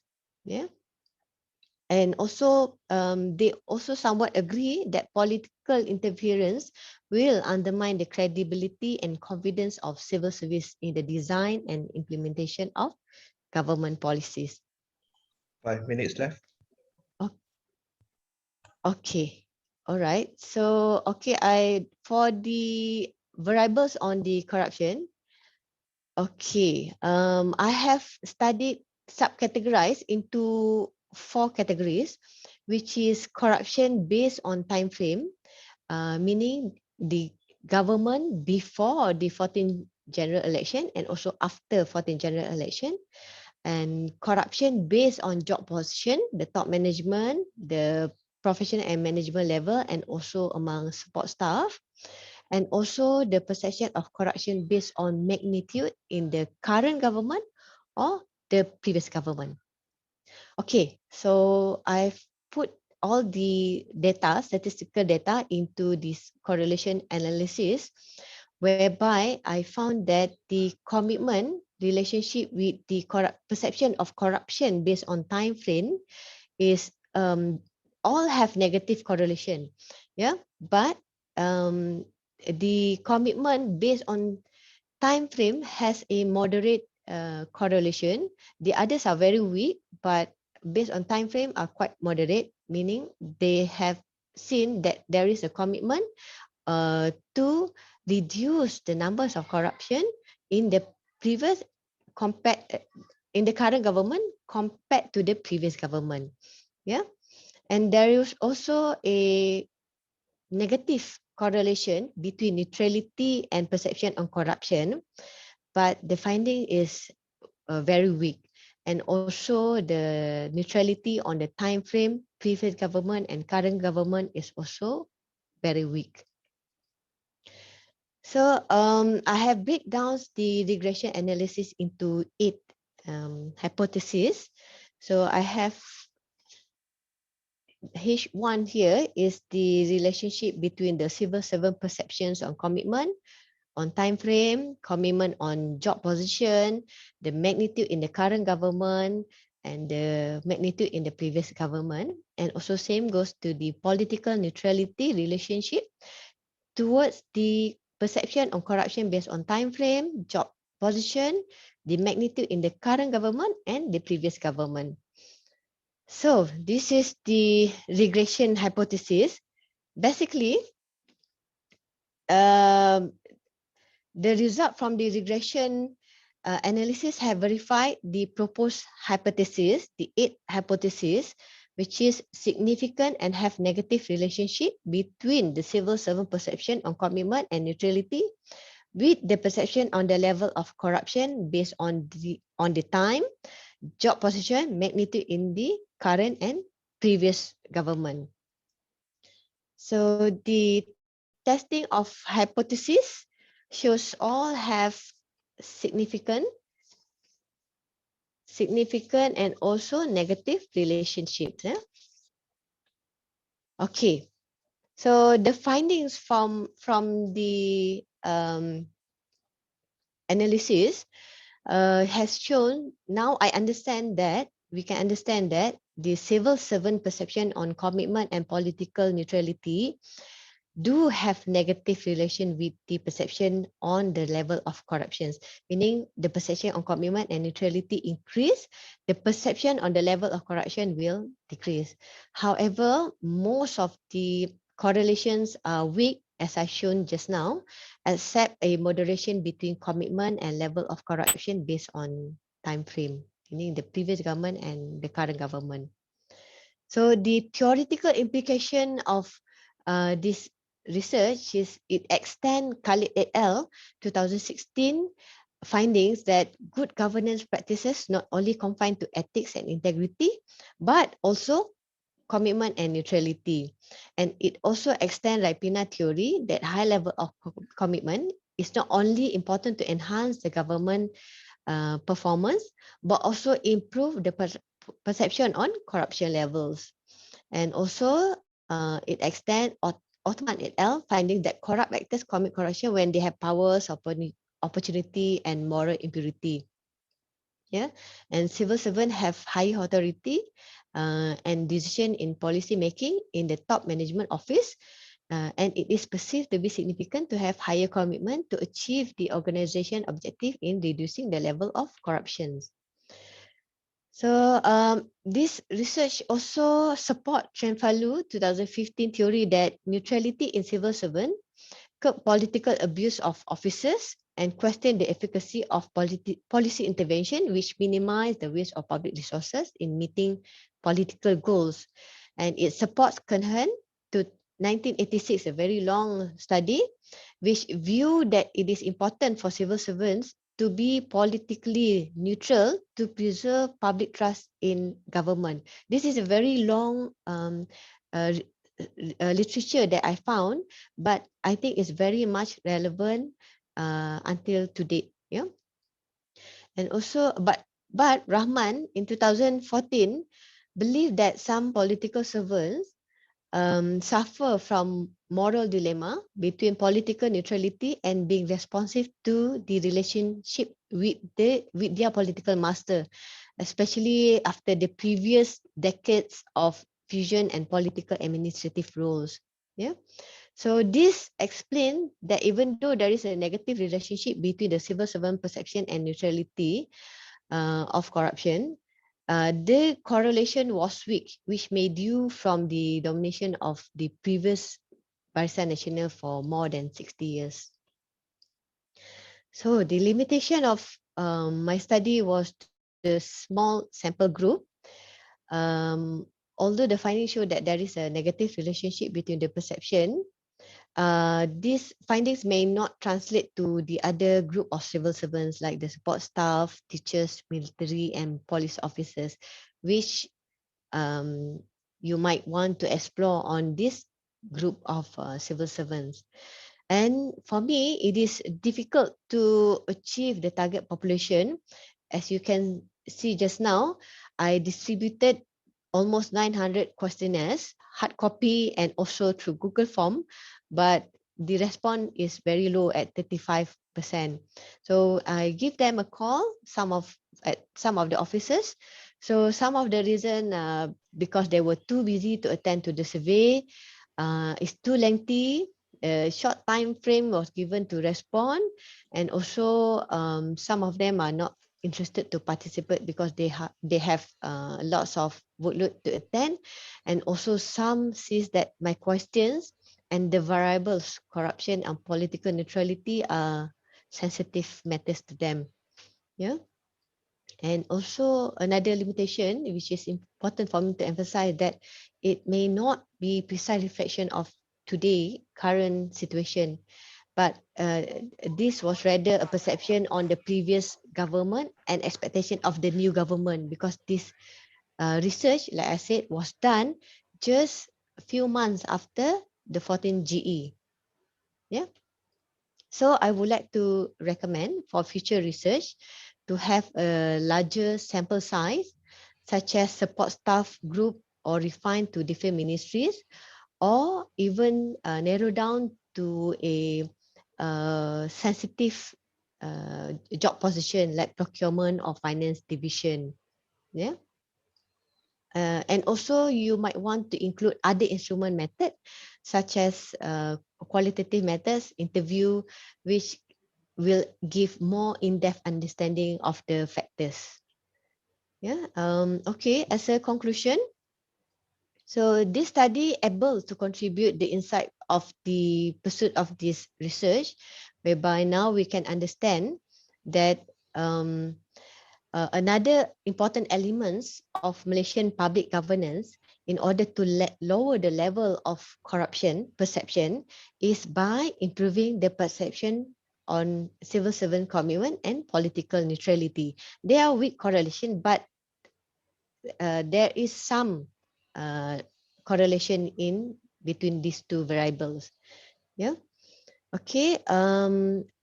Researcher may also use these findings to understand the reason behind the long overdue governance in combating corruptions in today's government. But you must use your best judgment in utilizing the findings. Yeah. Okay, so I think that's all from me. This is a picture of me and my husband. We were doing this master program at the same time, but different school. I have graduated, but he haven't graduated. So I would like to thank him as well. And thank you, Professor Azman, for giving your advice and attention throughout my study and research. Okay, Thank you. thank you, Mrs. Juliana. And if we have panel members to have a question or remarks, thank you. Okay, thank you, Juliana, for a good presentation. Several comments here that I would like to share. First, of course, your paper on civil servants' perception on commitment and neutrality towards perception level of corruption in public sector looks to me more relevant immediately after the elections, PRU 14. But having said that, if you look at the demographic of the voters currently, including public and private sector, they are more matured. So I do not see so much relevancy between the perception of commitment and neutrality. Meaning to say, today, whether you have a good commitment, whether you have bad perceptions about neutrality, whether are you supposed to follow the order of the government of the day, or you have to follow the instruction from political master, it is not relevant so long the public servants fully understand their role, their function, their responsibility, and their accountability. There is no correlations actually. I'm talking from my own role as one of the advisor for Malaysia Anti-Corruption Commissions under PPO. So there are many cases involve all type of levels in public servants, whether from support staff up to the highest level. Any one of them can be one of the suspect, whether they have less commitment or full commitment, whether they have perceptions about political neutrality. Anybody can be one of the suspect, so long as they do not fully practice the governance in them. Of course, governance per se, I'm talking about the integrity. So that's the reason why we have been talking about integrity day in, day out. Of course, government from high level, we have introduced a lot of national initiative, yeah, ACC and ACP, so on and so forth, right? But still happen somehow or other. So what I would like to suggest here is that on top of what you recommend for future research, I think one of the area that the university should focus is to highlight on potential red flag area, the high risk area. So high risk area is that any department that have correlation with financial impact, for example, procurement division, so on and so forth, that those relevant with tender, that those in charge or related with decision-making process. So these are the people that what we consider as high risk individuals, high risk department area that we should combine for our research. Thank you. Thank you, Dr. Mazlan, for your comment. Like what I mentioned just now, there is a relationship, but very weak. It's very weak. So I agree with your comment just now that future research must focus, maybe could focus more on the high risk personnel. Yeah, whether there is a relationship between these two matters. Thank you, Doctor.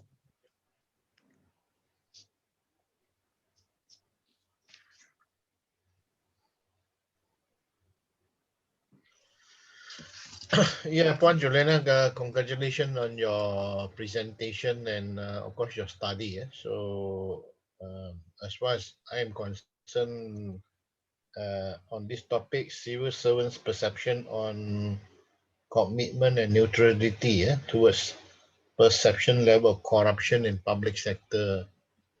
I think it's a very apt topic, and of course, in terms of this colloquium, especially we are on corporate governance, or rather governance as a whole. Corruption is, of course, one of the so-called consequences of the so-called lack of accountability and integrity as far as is concerned, whether in the public or the private sector. And as far as the perception level is concerned, I guess that as that research paper by Raman indicate, there's always a moral dilemma for government servants in these aspects. So it's always, well, I guess when it comes to that so-called perception, personally speaking, from my perspective as a, let's say, civilian, a normal person of the public, generally, I think the public's perception on government servants, so-called corruption, is not so much as the perception of the public on politicians. It's always about the politicians, whereby I think many members of the public probably will be viewing it a little bit differently, and realizes that government servants are actually so-called, subjected to a lot of whims and fancy by their political masters. But well, I think your research paper was done many years ago, but it is still relevant today. So thank you for a very good presentation. Thank you, Mr. Kenneth. Okay, thank you to Mrs. Juliana and also the two panel members. If the audience have any question to Mrs. Juliana, then you can write down your comment in the chat box. And I think there's already one question for Mrs. Juliana. So after this, maybe you can answer it in the chat box as well. Okay, so thank you, Prof. Okay, if you can stop the screen sharing, I would like now to invite our third presenter, Mr. Muhammad Mirza Abdullah, and I would like to introduce him. Okay, so in his profile, he insisted to inform everybody that he is 39 years old. Okay, maybe 39 years young, and currently working as an administrative and diplomatic officer under Ministry of Transport. So this edition, the second edition for PBS-MAICSA Colloquium, is a bit special. We have many presenters coming from the government, civil servant, and I would like to invite Mr. Muhammad Mirza to start sharing your slide, and you may begin your presentation whenever you're ready. Thank you. Thank you, Prof.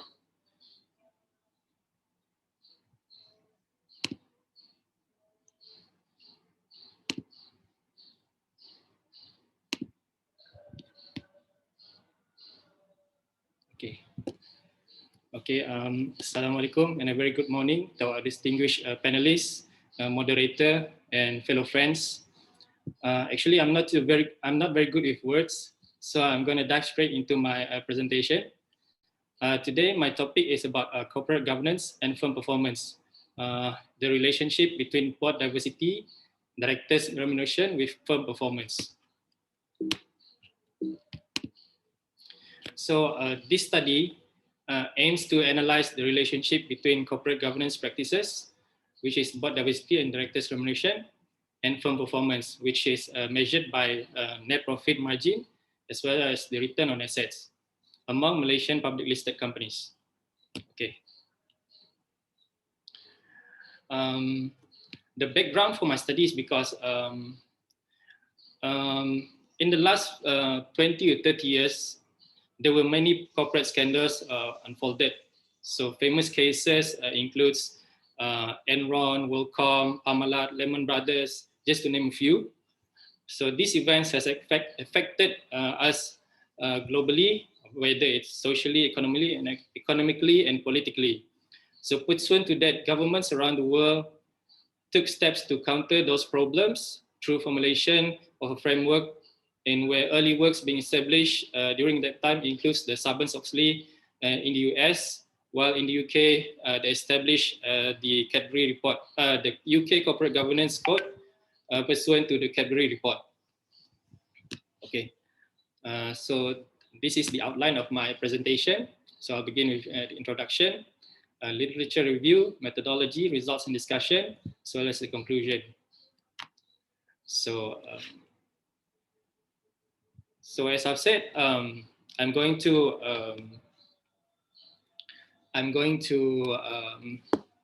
study on the effect of board diversity as well as directors' remuneration on firm performance. So in the Malaysian Corporate Code of Governance 2012, under recommendation 2.2, the commentary under the MCCG report is that board of directors should establish a policy whereby that promotes boardroom diversity and ensure women are being sought as part of recruitment exercise. Board of directors should explicitly disclose in the annual report its gender diversity policies and targets and the measures taken to meet those targets. The same thing goes to in MCCG 2017. Companies should openly disclose their policies for appointing more women to the board, as well as set targets and measures towards meeting those targets. Large companies are expected to appoint at least 30% women into the boards. Now, this is not a new thing actually, because the idea of having more women at the decision-making level was first mooted in 2004, when the then Prime Minister Datuk Sri Abdullah Ahmad Badawi announced the policy of having at least 50% women at the decision-making level in the public sector. Following the policy call in 2004, another policy call was made by then Prime Minister Datuk Sri Najib Razak, where the government has agreed to have at least 30% women at the decision-making level, either serving as directors or senior management positions in the private sector. However, a study by Zainal Zulkifli and Saleh in 2013 in studies on corporate board diversity in Malaysia found that there is still less presence of women directors across 300 top Malaysian public listed firms from the period of 2005 to 2009. This shows that many listed companies at the time has less incentives to appoint women directors. So apart from board diversity, the next is on directors' remuneration. So same thing goes to MCCG 2012 and MCCG 2017, both highlighted on the directors' remuneration, whereby MCCG 2012, the comment is sounds like board should establish formal and transparent remuneration policies to attract and retain directors. Meanwhile, in 2017, the comment is fair remuneration is critical to attract, retain, and motivate directors and senior management, taking into account the complexity of the company's business and the individual's responsibility. So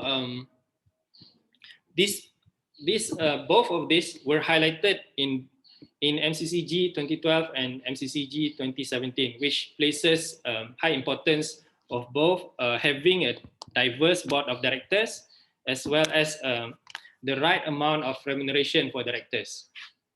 Okay, so I'm going to go to my literature review.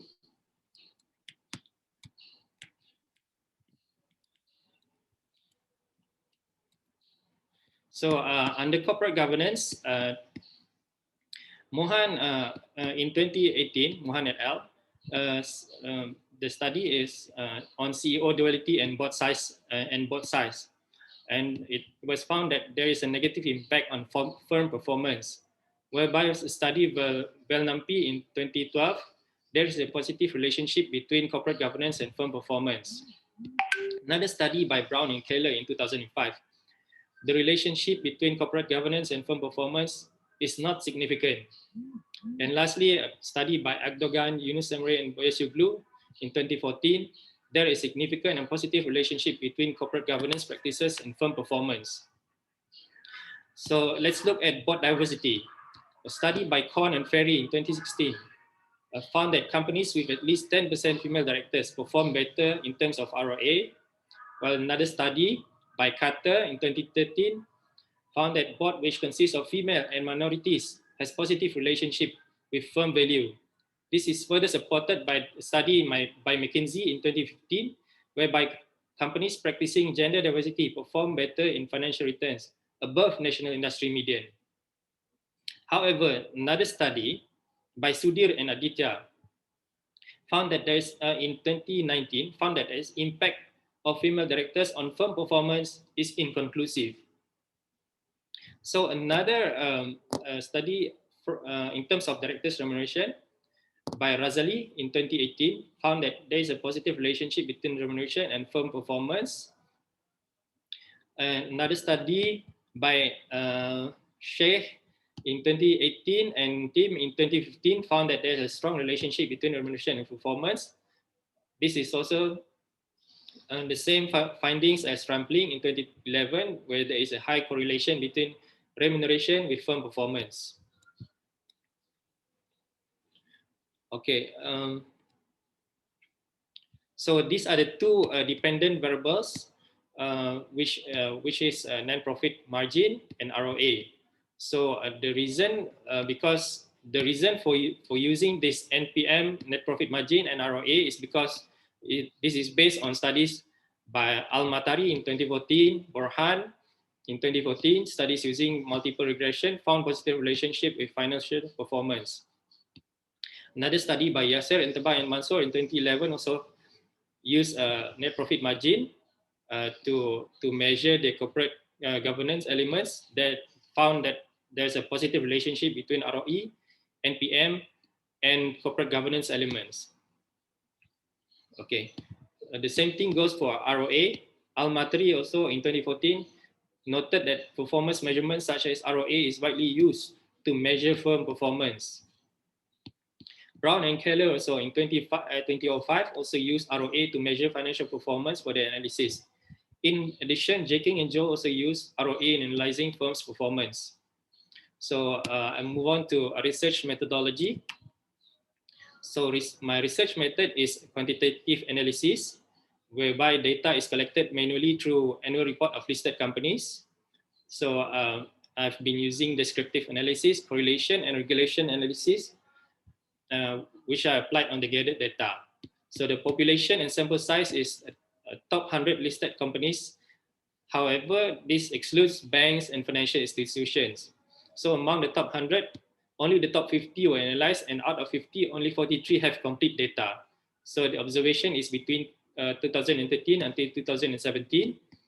So my data collection method is observation through collection of companies' annual report.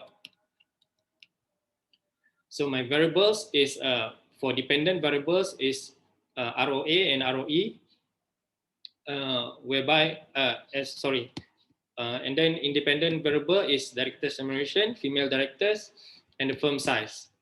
So, okay, so hypothesis, my first hypothesis is there is a significant relationship between female board of directors and firm performance. There is significant relationship. And then the second one is there's significant positive relationship between directors remuneration and firm's ROA, and relationship between directors remuneration and firm's NPM. So this is my results on the descriptive analysis. So for the curtis value for for NPM was 136. 136.585, while its minimum value was negative 38.6232, and its maximum value was 74. This is due to an outliers in the data recorded. So because there is an outliers, so I have used sorry.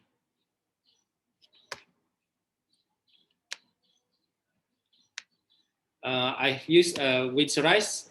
So this is the results after using Windsorize.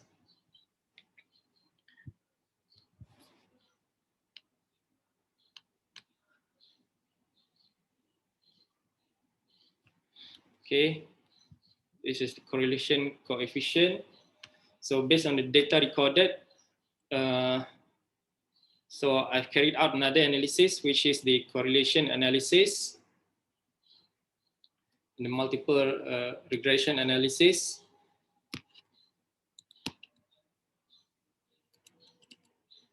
So based on the analysis on my multiple regression analysis, it shows that there's a relationship of independent variable, which is direct size with the dependent variable, which is NPM.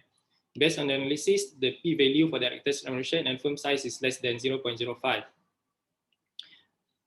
Okay.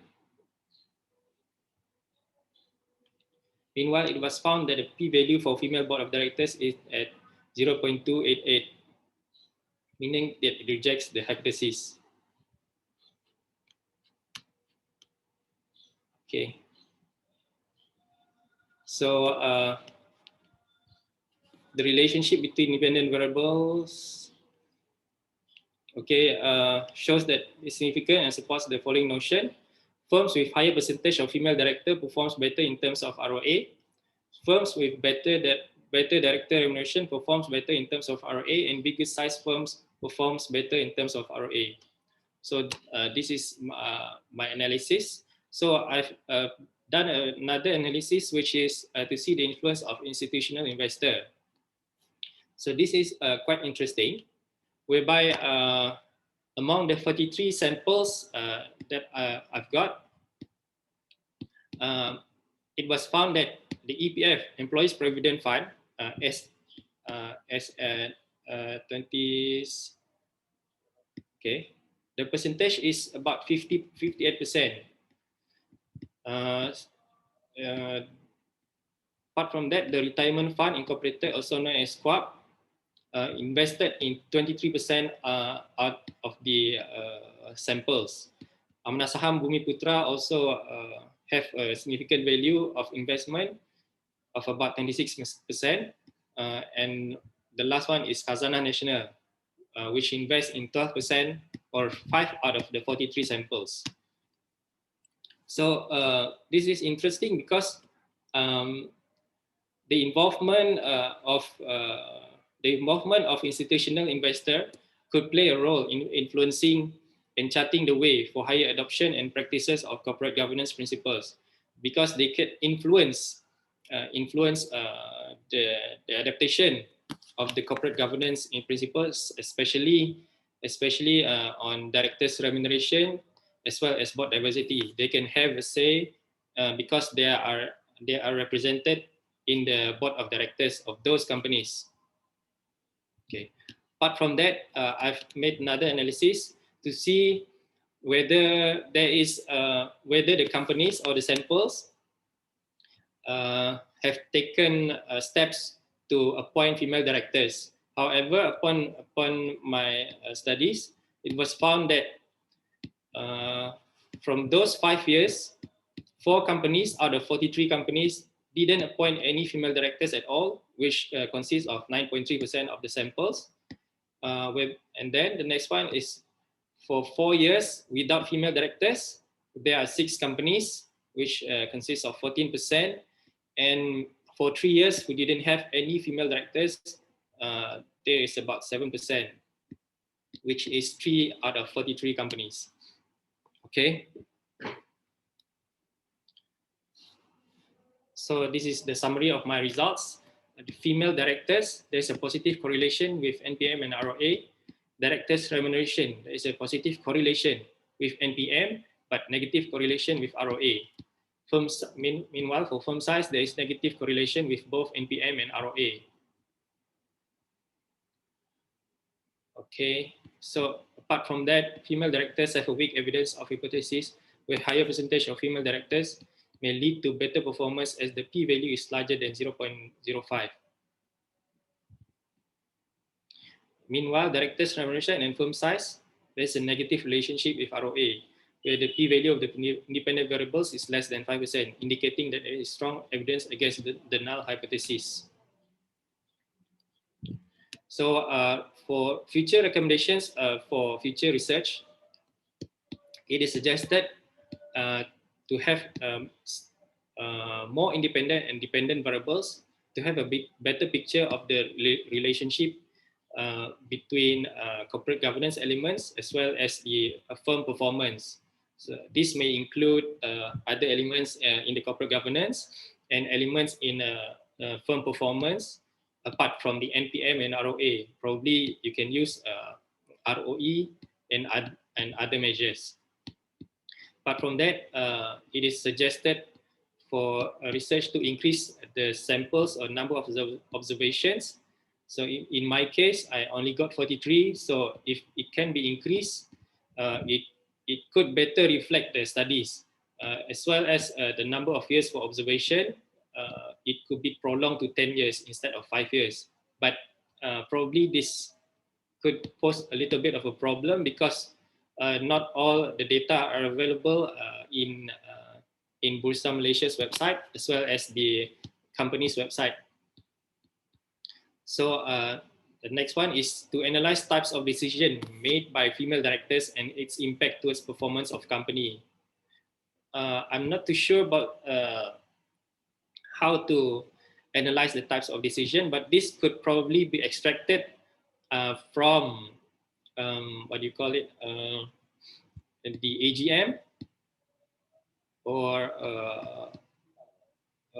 if possible, if we can have access to the board of directors meeting, the minutes of meeting, if it's possible. But at this moment, I'm sure it's not possible.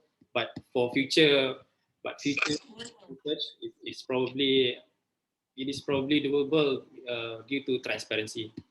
So the next one is to study on the range of remuneration between directors in the same industry and to have a clear distinction according to the size of company, according to market cap and types of industries they are in. So if you're going to do a study for the directors' remuneration, you should look at what industries they are operating in. For example, in telecommunications, we have a different set of studies to analyze. Okay, so and the last one is to analyze the involvement of institutional investor and its relationship with corporate governance practices and its impact on firm performance. Okay, so that's all from me. Thank you. Okay, thank you, Mr. Muhammad Mirza. If you can have comments from the panel, thank you. Okay, thank you, Muhammad Mirza Abdullah. Your topic cover the relationship between the board diversity and director remuneration and firm performance. Little comments here. Now we have a lot of initiative at international level, including at national level, that cover ESG, SDG. Of course, recently our Prime Minister launched the Shared Prosperity Visions. But all these initiatives actually cover the woman as part and parcel to develop the whole entire industry. I believe it's not so much the gender, it is more of the characteristic of feminine, where feminine is always associated with meticulous, details, very accountable. So the keyword is here is all about accountability. If you're female, you are not accountable for whatever roles given to you. You still, will fall into a lot of irregularity activities in future.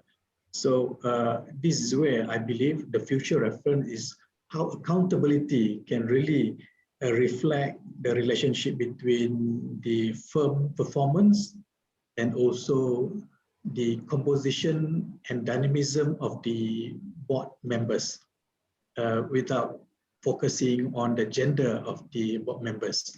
But the characteristic, feminine and details, accountability, and of course, another components on the transparent is the key moving forward, that the firm can perform far better than what the current status.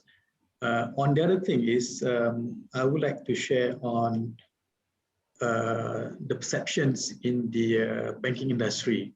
So in the banking industry, we believe between the man and woman, chances are the woman are a better paymaster and also better if they are a borrower. They can diligently pay the monthly installment without fail as compared to the men. So this is where we can have a special study where corporate governance, that whether they are women or they are men, they are a better board member if they are accountable and also transparent in their role as oversight functions to make sure that the organization, whether it is a public sector or private sector, can achieve the targets. And that is my comment. Thank you. Thank you, sir. Yeah. Yes, congratulations, Muhammad Mirza, for your presentation and this study on CG and firm performance, especially relationship between board diversity and directors, remuneration and firm performance. What I noticed from your presentation, I think, was that not much so-called finding was given to us about firm performances in terms of maybe profitability or turnover or return on investment or return on equity or earnings per share, whatever. That's what I observed. Secondly, of course, in terms of board diversity, of course, I agree with Dr. Maslan here. And there seems to be a bit of a overkill in now stressing about female women on board. Because when it comes to diversity, it's just not about gender per se. I guess it's about the personalities. Those persons appointed to a board, whether they have that sort of experience and of course the background and of course the integrity. So overall, in terms of firm performances, board diversity, does it also contribute to all this sort of the culture of integrity and accountability within the board itself? So at the end of the day, I think probably nowadays too many attention has been paid to what we call female directors. End up sooner or later we can see that they will be companies just packing up the board with all these female relatives, putting their mother or auntie or their sisters and their daughters inside there just to so-called comply with this 30% ratio. So I think if it comes to that, probably the strongest proponent or rather opponent of this so-called 30% ratio on women would be this personality called Tan Sri Rafida Aziz. She has been really very vocal and vociferous in saying that why have a 30%? Why not 50%? There shouldn't be a figure, because at the end of the day, it is about the recognition of what women can contribute. As Dr. Maslan has also pointed out, from the banking industry, it can be observed that women do so-called really so-called a good, a borrower, and really responsible for the loan obligations.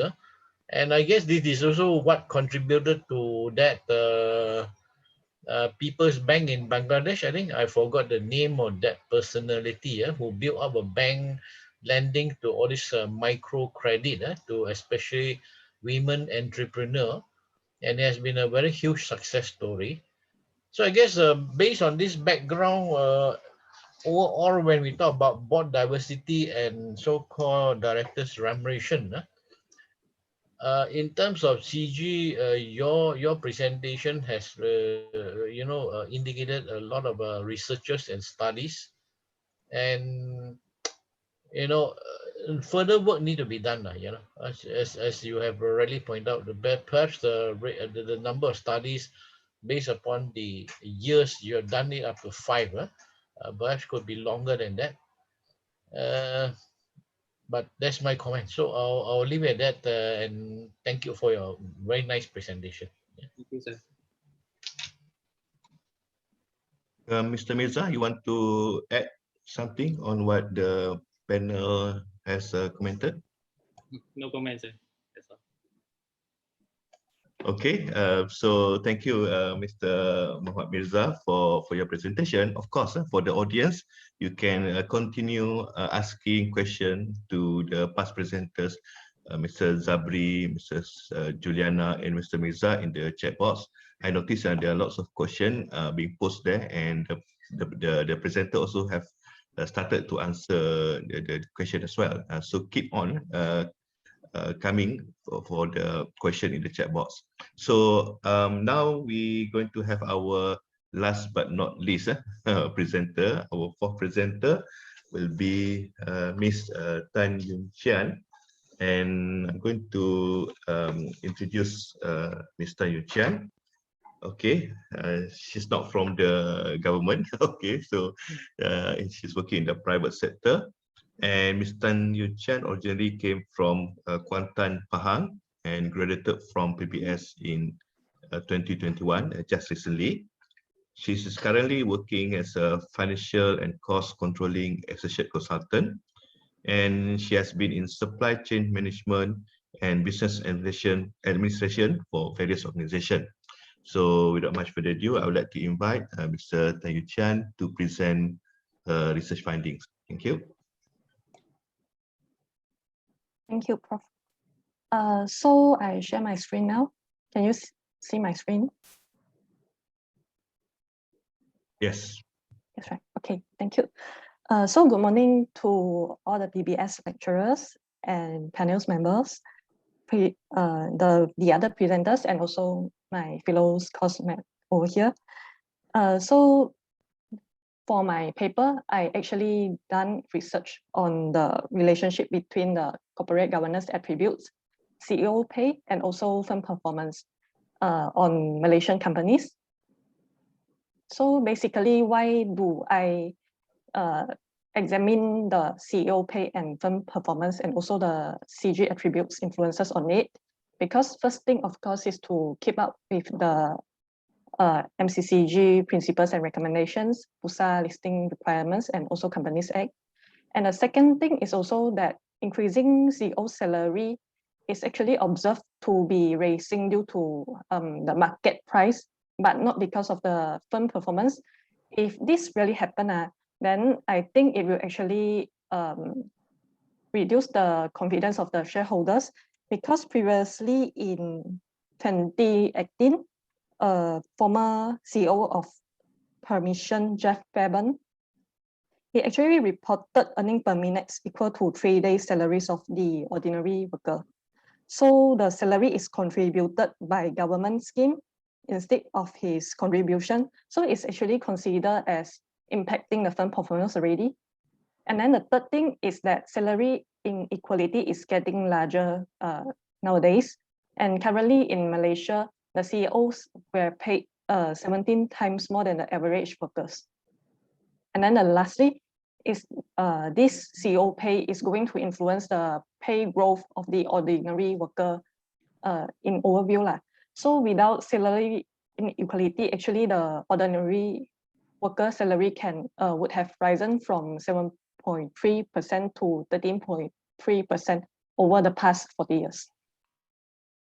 So over here, previously, actually, we can find that a lot studies was already conducted in Malaysian firms based on the direct relationship between the CG attributes and also firm performance, CG attributes to the CEO pay, and also CEO pay and firm performance.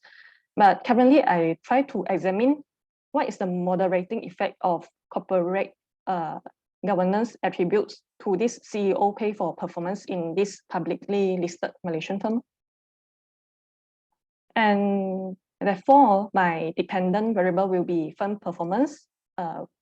And firm performance, we can actually categorize it to financial performance, operational performance, overall effectiveness, or as well as non-financial tools, and also strategy performance. And from this study, I actually use ROA and MPM because these are more well understood measurements, and they also offer a more objective evaluation compared to those non-financial tools. Then from this study, my independent variable will be CEO pay.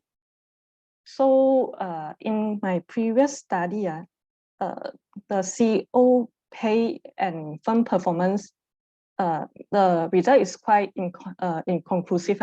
So we can find that it's positive relationship between CEO pay and firm performance, believing that as long as we pay more and appreciate our CEO, and then the firm performance can improve from there. But there also another saying that when we pay more to the CEO, and it is actually impacting the future stock returns, and it will boost overconfidence in CEO and contribute to the wealth losses. So the CEO will be more confident to contribute to the wealth losses project investment. So in moderating variables, I actually chooses independent director tenure and women on board, and also CEO duality. So independent director tenure actually on the study also quite inconclusive, because we also find that if the independent director tenure is longer, then it means they have more experience and is more have a courage to question the CEO. So therefore, under this condition, the firm performance actually can improve. But in another situation, when the independent director tenure, they already work for a very long term, maybe they already developed some sort of relationship with the CEO. That's why it will have a negative relationship between the tenure and also the firm performance. Then, meanwhile, for the woman on board, we can actually find that the study actually say that certain characteristics like the details and accountability in a woman actually strengthen the link between CEO pay and firm performance. But then actually there are also studies saying that there is no impact on firm performance, because like if the overall strategy is very bad already, how having a woman in the board is going to save it. So there is also study on that. And the third CG attributes I use is actually CEO duality, because CEO duality, if it exists, then possibly it will create powerful CEO. That's why it lower the cross-checking from subordinates and lack of transparency when nominating the new directors. And it's actually going to contribute to firm performance inefficiency. And despite the above viewpoint, in some cases, having a CEO duality can enhance the firm performance, because it acts as a unified command in an organization. And here is my, based on the literature, I developed this hypothesis development and also theoretical framework in which there is CEO pay as the independent variable, and also my firm performance as dependent variables, with CG attributes as the moderating variables. So my hypothesis is that CEO pay will be having positive relationship with firm performance, and the other three CG attributes is going to moderate the relationship between CEO pay and also firm performance. And then my research my research sample and data, I chooses 100 companies from 200 public listed companies in Bursa, Malaysia, across 5 years. So as a total of the data, it will be 500. And my variable uses ROA and NPM. The CEO pay I base on the annual report on the total CEO remuneration reported. And CEO duality, I will be checking whether the CEO or the executive director is also the chairman. So independent director tenure, I choose the average of total independent director tenure.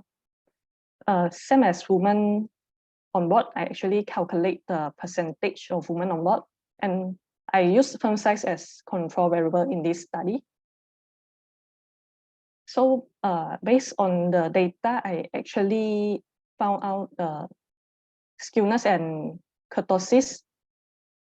Skewness is above -3 and to 3, and also kurtosis is within -10 to 10, which is quite healthy. And I also have a collinearity test to check the firm size and also the control variable and also my independent variable, whether they have collinearity. Based on the VIF over here, because it's less than 10, so it means that there is no collinearity happens here. Because if there is multicollinearity, then it would causes problem during data analysis. And over here is my Pearson correlation analysis. My result actually find that both CEO pay and the firm size could influence ROA and NPM over here. So the largest the firm size and CEO pay, the lower the ROA.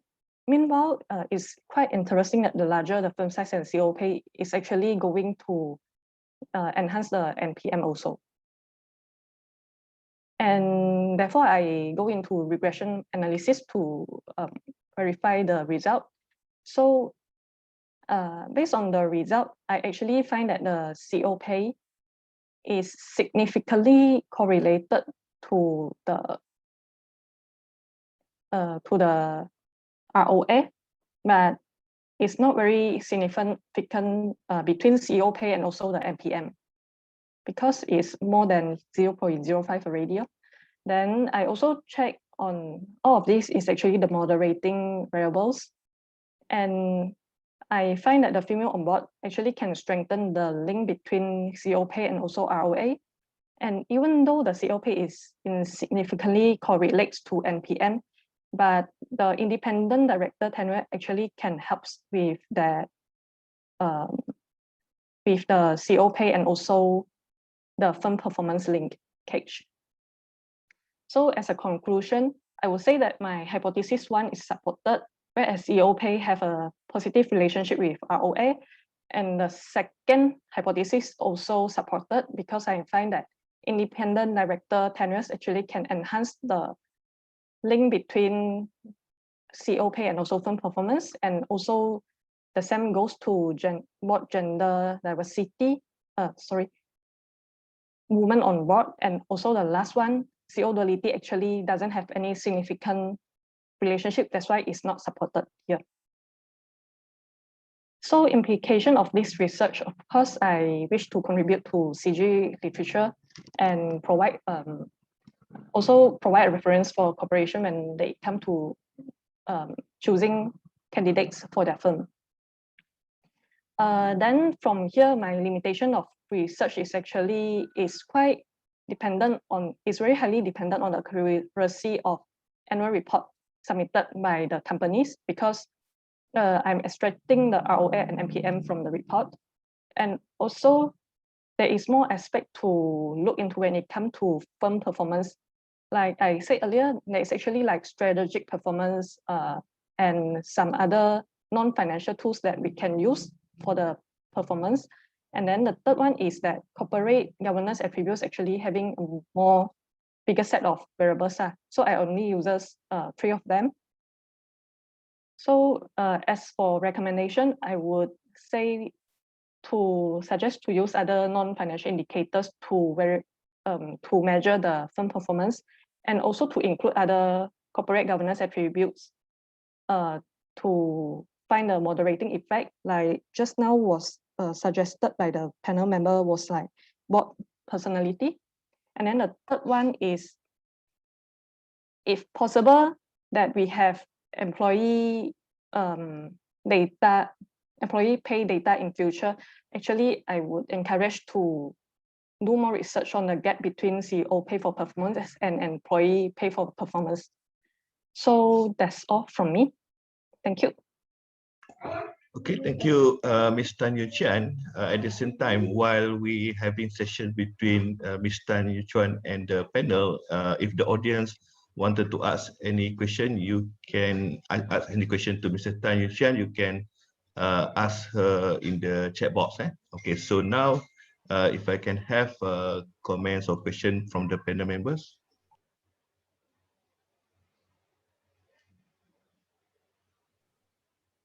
Congratulations, Tan Yu Chuan. Good presentation on relationship between CG attributes, COP, and firm performance. I think I personally agree. There is a need for COP have some correlationship with the firm performance, and also on the independent director, the woman on board. Yes, personally, there is a need for us to really consider the numbers of women on board.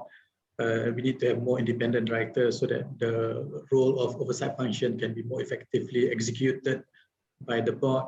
But at the same time, looking at the current post-pandemic, there might be some changes in terms of a board landscape, where we are talking about not only we need to meet the requirement of financials, but at the same time, we are talking about a lot in the area that we need to contribute for social finance development. So this is where, if we look at the our financial landscape, what happened in Malaysia now, at the government level, whether at federal or at the state level, we have been talking about the usage of another instrument, which is social finance instruments. What I'm saying, the Islamic social finance instruments, we are talking about the usage of the sadaqah, zakat, wakaf, wasiat, and so on and so forth. Of course, from the non-Muslim, we are talking about endowment, the foundation, and whatnot. So we have to strike a balance between the focus on creating firm performance only through financial tools, financial indicator, but now is the time for us to also introduce non-financial indicators like what Tan Yu Chuan mentioned just now. We need to explore how a good firms, not only they perform financially, they can also perform socially as well. So we are talking about CSR, so on and so forth. Overall, I like the presentation, but the future is we need to explore more on the non-financial tools indicator, like covering the social finance aspect. Thank you. Yes, thank you, Tan Yun Chen, for your very good paper and of course the presentation. Now, when it comes to CEO pay or generally pay in general, you know, it's always a sensitive topic, isn't it? And of course, again, perception-wise, you can see that the more a CEO is paid, the more expectation by shareholders on the firm's performance. And of course, when it comes to investors and shareholders, probably as far as the minority shareholder is concerned, depends on, again, what type of minority shareholders. If we are talking about the minority shareholders from the ordinary man in the street, they are probably more interested about the share price rather than the firm performance. Of course, there's a correlationship between the firm performance and the share price as well. And on this point about this correlationship between CEO pay and firm performance, probably I think a lot of research has also left out the benefit as well, because you can see that a CEO or any so-called board member, they can always take a very so-called low package of remuneration. But then I got a lot of benefits which I do not need to report is in terms of financial aspects. You know, for example, all this sort of usage of the company's vehicles, facilities and whatnot. You know, so that again also maybe should be taken into account in terms of so-called remuneration of the CEO. You know, but your finding definitely is very so-called well researched, and congratulations on your presentation. I like that all the so-called findings. Thank you very much. Thank you very much, Dr. Masa Ahmad and also Mr. Kenneth. Ms. Tan Yu Chuan, you want to add additional comment on that? Currently, no. Yeah. Okay, but I think if you look into the chat box, this is also one question for you. So maybe you can ask later in the chat box for that question. Okay. All right. Okay, I think with the end of the presentation by our fourth presenter, this concludes our second PBS-MAICSA Colloquium on corporate governance. I do hope all those who attend this colloquium, the participant, will benefit from the sharing of research on corporate governance, especially the current MBA students who still looking for possible topic for their project paper. And thank you, Dr. Haji Mazlan, for writing comment in the chat box for future research works to cover the area of social finance and social enterprise. That's also something very important nowadays when we're talking about UN is launching it's already launched the 17 Sustainable Development Goal, and also once the colloquium is over, we will make sure that all the papers presented during this session will be made available on the MAICSA website soon. And I already put the link in the chat box. You can access the previous papers in the first edition, and soon we're going to put all these papers on the MAICSA webpage as well. And hopefully for the third PBS-MAICSA Colloquium, which we are planning to have by end of this year in December, hopefully we will have more participation from not just from PBS students, but also from other corporate governance students from other universities that have a collaboration with MAICSA. We hope we invite students from other universities to join into this colloquium as presenters as well. And hopefully in the upcoming or the next edition, we will start to see another type of research in form of case studies. Because in PBS, we allow the student to do a research paper as well as a case study. And maybe we will start to have case studies on corporate governance as well.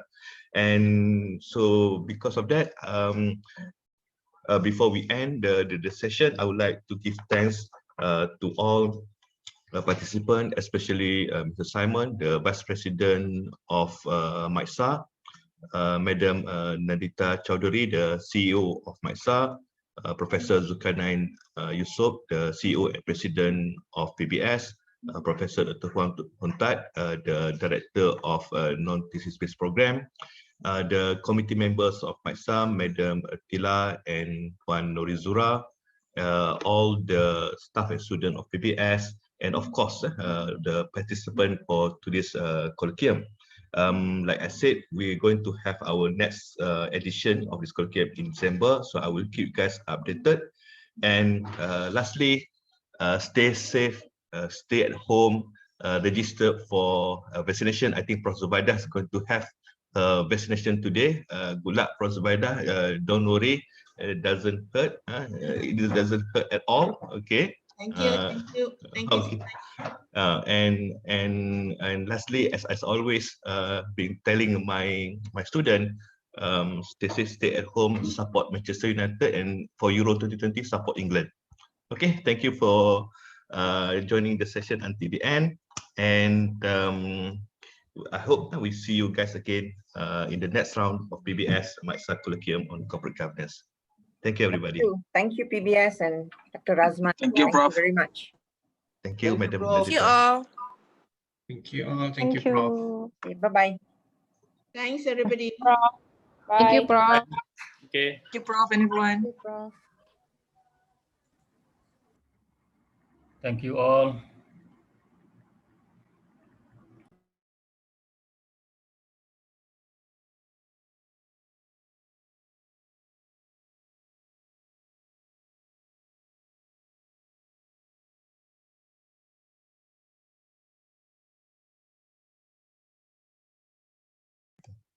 Oh, brochure apa ada?